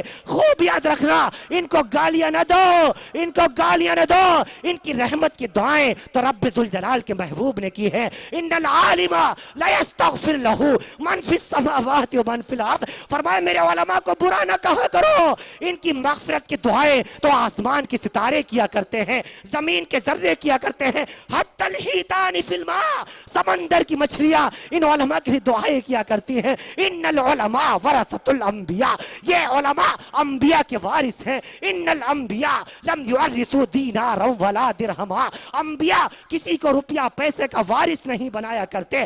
انما ورثوا العلم فمن اخذہ اخذ بحد وافر، وہ تو علم کا وارث بناتے ہیں۔ تمہیں جہاں علماء ملے ان سے علم سیکھ لیا کرنا، ان اپنی قیادت کو مضبوط کرو، علماء سے اپنے رابطے کو مضبوط کرو، ورنہ وقت وہ مارے گا، برما جیسا حال ہندوستان کا بھی ہو جائے گا۔ مولانا علی میاں رحمت اللہ علیہ نے آج سے 35 سال پہلے برما کی سرزمین سے اعلان کیا تھا، اے برمی مسلمانوں میں دیکھ رہا ہوں تم اپنے علماء کی مخالفت کیا کرتے ہو، ان کو گالیاں دیا کرتے ہو، ان کا ساتھ نہیں دیتے ہو، میری نظریں دیکھ رہی ہیں، اللہ تم پر ظالم کتوں کو مسلط کرے گا۔ کہنے کو چلا گیا مفکر اسلام، لیکن 30-35 سال کے بعد رب ذوالجلال نے بدھسٹ قوم کو مسلط کر دیا۔ وہاں کے مسلمان दर दर की ठोकरें खाने पर मजबूर हो गए। 70,000 से ज्यादा बच्चों को गाजर मूली की तरह काट दिया गया। ईलो की रिपोर्ट के मुताबिक तकरीबन 2.5 लाख मुसलमानों को तहे तेग कर दिया गया। औरतों की इज्जतें महफूज न रही, बहनों के सरों से दुपट्टा उछाला गया, जागीरें छीन ली गई, उनकी जायदाद छीन ली गई। कुछ ने बांग्लादेश में जाकर शरण लिया, कुछ ने सूबे आसाम में आकर के शरण लिया, कुछ पूरे तौर पर काबुल और कंधार की तरफ भाग गए। मुसलमानों, मुल्क हिंदुस्तान में भी उलमा को जलील किया जाता है। कहीं ऐसा ना हो वही अजाब अल्लाह तुम पर भी नाजिल फरमा दे। धीरे धीरे जब तुम उलमा से कटते चले जाओगे, धीरे धीरे अल्लाह इन उलमा को अपने पास बुला लेगा। फिर हम क़यादत से महरूम हो जाएंगे, फिर हमारी क़यादत करने वाला कोई ना रहेगा। मैं आपसे हाथ जोड़ता हूँ, वक्त के उलमा की हिफाजत करो। जितने गिरफ्तार हो चुके उनके लिए कुछ नहीं कर सकते हो तो कम से कम दुआएं तो किया करो, उनको अपनी दुआओं में तो याद रखा करो। करोगे इंशाअल्लाह, वक्त के उलमा का साथ दोगे इंशाअल्लाह, मदारिस को महफूज करोगे इंशाअल्लाह, मसाजिद का तहफ्फुज करोगे इंशाअल्लाह। फकत नारा मारना वक्त की जरूरत नहीं है। नौजवानों, फकत माला पहना देना वक्त की जरूरत नहीं है। तुम्हें आगे आना होगा, अपने इस्लाम और अपने कुरान और अपने ईमान की तहफ्फुज के लिए उलमा का साथ देना होगा ना, तभी पूरे तौर पर तुम्हारे ईमान की हिफाजत हो पाएगी। अल्लाह मुझे भी आप सबको भी कहने सुनने से ज्यादा अमल की तौफीक नसीब फरमाए। व आखिरु दावाना अल्हम्दुलिल्लाहि रब्बिल आलमीन। इस्तग़फ़ार पढ़ लें, एक मरतबा दुरूद शरीफ पढ़ लें, दुआ फरमा लें। अल्लाहुम्मा सल्लि अल्हम्दुलिल्लाहि रब्बिल आलमीन अर्रहमानिर रहीम वल आक़िबतु लिल मुत्तक़ीन वस्सलातु वस्सलामु अला अशरफिल अंबिया'i वल मुरसलीन व अला आलिहि व अस्हाबिहि अत्तय्यिबीन अत्ताहिरीन। ला इलाहा इल्ला अंतल करीमुल मअबूद कसीरुल अताया व गाफिरुल खताया सातिरुल उयूब अल्लामुल गुयूब या मुफत्तिहुल अबवाब व या मुसब्बिबुल असबाब व या मुक़ल्लिबल क़ुलूबि वल अबसार व या गयाथल मुस्तगीथीन व या दलीलल मुतहय्यरीन व या मुफर्रिहल महज़ूनीन अक़्तिनी तवक्कलतु अलैका या रब्बी व फ़व्वज़तु इलैका अम्री। अल्लाह हम सब के गुनाहों को माफ़ फरमा दीजिए। करीम अल्लाह, हम सब खताकार हैं, गुनाहगार हैं, बद किरदार हैं। अल्लाह बस तेरे करम के उम्मीदवार हैं। अल्लाह रहम का, करम का, आफियत का मामला फरमा दीजिए। अल्लाह रात का आखिरी पहर शुरू हो चुका है, मुझे चढ़ते हुए सूरज की तरह यकीन है तो हमें देख भी रहा है, सुन भी रहा है, जान भी रहा है। अल्लाह इस मजमे में इतनी सर्द रात में बच्चे भी हैं, बूढ़े भी हैं, बहनें भी हैं, बच्चियां भी हैं। अल्लाह मैं गुनहगार सही, कोई तो मजमे में ऐसा होगा जो तेरा महबूब बंदा होगा। अल्लाह अपने उस महबूब बंदे के सदक़े तो फेल में हम सब के गुनाहों को माफ़ फरमा दीजिए, हम सब की खताओं को दरगुजर फरमा दीजिए। ऐ अल्लाह रब्बुल आलमीन, जितने हाजिरीन यहाँ मौजूद हैं या जो किसी वजह से अपने घर जा चुके हैं, सबकी हाजिरी को कबूल फरमा लीजिए। इस मजलिस को, इस मजमे को, अल्लाह इस जलसे को अपनी बारगाह में कबूल फरमा लीजिए। हम सब के लिए आखिरत में नजात का जरिया बना दीजिए। अल्लाह हज़रत मौलाना फारूक साहब को खूब अजर अजीम अता फरमा दीजिए। जिन जिन हजरात ने अल्लाह इस जलसे को सजाने में, बसाने में किसी भी एतबार से इमदाद फरमाई है, अल्लाह तो सबको कबूल फरमा लीजिए। सबकी रोजी में, रिस्क में, दुकानों में, मकानों में खूब बरकत अता फरमा दीजिए। अल्लाह रब्बुल आलमीन आने वाली तमाम बलाओं से, मुसीबतों से इस बस्ती को, सारे आलम को, खुसूसन इस बस्ती को महफूज फरमा लीजिए। अल्लाह इस मदरसे को खूब तरक्यात से नवाज दीजिए। हज़रत मौलाना मेहनत फरमा रहे हैं, अल्लाह पढ़ाने वालों के अंदर खुलूस पैदा फरमा दीजिए। पढ़ने वाले तमाम तलबा तालिबात के क़ुव्वत हाफिज़ा को मजबूत फरमा दीजिए। ऐ अल्लाह करीम, अल्लाह गफूर रहीम, अल्लाह हमारे तमाम भाइयों को सहाबा कराम के तरीक़े पर चलने की तौफीक नसीब फरमा दीजिए। हमारी बहनों को सैयदा फातिमा के तरीके पर चलने की तौफीक नसीब फरमा दीजिए। हमारे मुल्क हिंदुस्तान की हिफाजत फरमा लीजिए। वक्त की बातिल ताकतों के बातिल मंसूबों पर पानी फेर दीजिए। अल्लाह जितने हमारे उलमा जेलों में बेकसूर बंद हैं, उनकी रिहाई का इंतज़ाम फरमा दीजिए। अल्लाह हुक्काम वक्त की तमाम बातिल चालों से तमाम उम्मत मुस्लिमा खुसूसन हमारे उलमा की हिफाजत फरमा लीजिए। अल्लाह मदारिस की हिफाजत फरमा लीजिए, मराकिज़, खानकाहों और मसाजिद की हिफाजत फरमा लीजिए। अल्लाह अल्लाह तमाम बीमारों को शिफाए कामिला आजिला मुस्तमिरा अता फरमा दीजिए। ऐ गफूर रहीम, अल्लाह जो हमारे भाई मकरूज हैं, कर्जे में फंसे हुए हैं, ऐसा सामान गैब से पैदा फरमा दीजिए कि उनका कर्जा अदा हो जाए। ऐ करीम अल्लाह जो हमारी बहनें शादियों के लायक हो चुकी हैं, उनके रिश्तों को नेक मोमिन घरानों से सुन्नत के मुताबिक करने की तौफीक نصیب فرما دیجئے اللہ جہیز جیسی لعنت کو سماج سے ختم کرنے کی ہم سب کو توفیق عطا فرما دیجئے اے کریم اللہ اے غفور الرحیم اللہ جن بہنوں نے بھائیوں نے دعاؤں کے لیے کہا بہت نے میسج کیا بہت نے فون کر کے کہا میں نہیں جانتا یہاں بھی جتنے حاضرین موجود ہیں سب کے دلوں میں کچھ نہ کچھ تمنائیں ہوں گی آرزویں ہوں گی اے کریم اللہ سب کے دل کی تمام جائز حاجتوں کو تمناؤں کو مرادوں کو پورا فرما دیجئے اے کریم اللہ ہمارے ملک ہندوستان میں ہم سب کو محبت اور چین و سکون امن و شانتی کے ساتھ رہنے کی توفیق نصیب فرما دیجئے اے اللہ اے کریم اللہ سارے عالم کے مسلمانوں کی جان کی مال کی عزت کی آبرو کی حفاظت فرما لیجئے تمام نوجوان ہمارے جتنے ساتھی جتنے دوست احباب ہیں جتنے محبت کرنے والے ہیں اللہ سب سے راضی ہو جائیے سب سے راضی ہو جائیے ہم سب کو اپنی کریمی کی چادر اڑا دیجئے ہم سب پر رحیمی کا معاملہ فرما دیجئے اے کریم اللہ غفور رحیم اللہ ہم سب کو مرنے سے پہلے مرنے کی تیاری کی توفیق نصیب فرما دیجئے اللہ بعد نماز عشاء سے لے کر اب تک جو باتیں بیان کی گئیں ان تمام باتوں پر ہم کو بھی اور تمام سامعین کو بھی عمل کی توفیق نصیب فرما دیجئے رسول عربی احمد مصطفیٰ محمد مصطفیٰ صلی اللہ علیہ وسلم کا سچا عشق نصیب فرما دیجئے دین متین قرآن کریم کی صحیح سمجھ عطا فرما دیجئے اللہ جو مانگا ہے وہ بھی عطا فرما دیجئے جو نہ مانگ سکے دلوں میں ہے فضل و کرم سے وہ بھی عطا فرما دیجئے اللہ اے اللہ رب العالمین ہم سب کی دعاؤں کو محض اپنے فضل و کرم سے نبی مکرم اپنے پیارے حبیب ہم سب کے دل کے قریب جناب محمد عربی علیہ السلام کی صدقہ توفیل میں قبول و منظور فرما لیجئے جزا اللہ عنا محمد اللہ وآلہ صلی اللہ علیہ وسلم اللہم تقبل منا انک انت السمیع العلیم وتب علینا انک انت التواب الرحیم صلی اللہ تعالی علی خیر خلقہ سیدنا محمد وعلی آلہ واصحابہ وازواجہ وذریاتہ وآل بیتہ ونور عرشہ اجمعین برحمتک یا ارحم الراحمین السلام علیکم ورحمۃ اللہ وبرکاتہ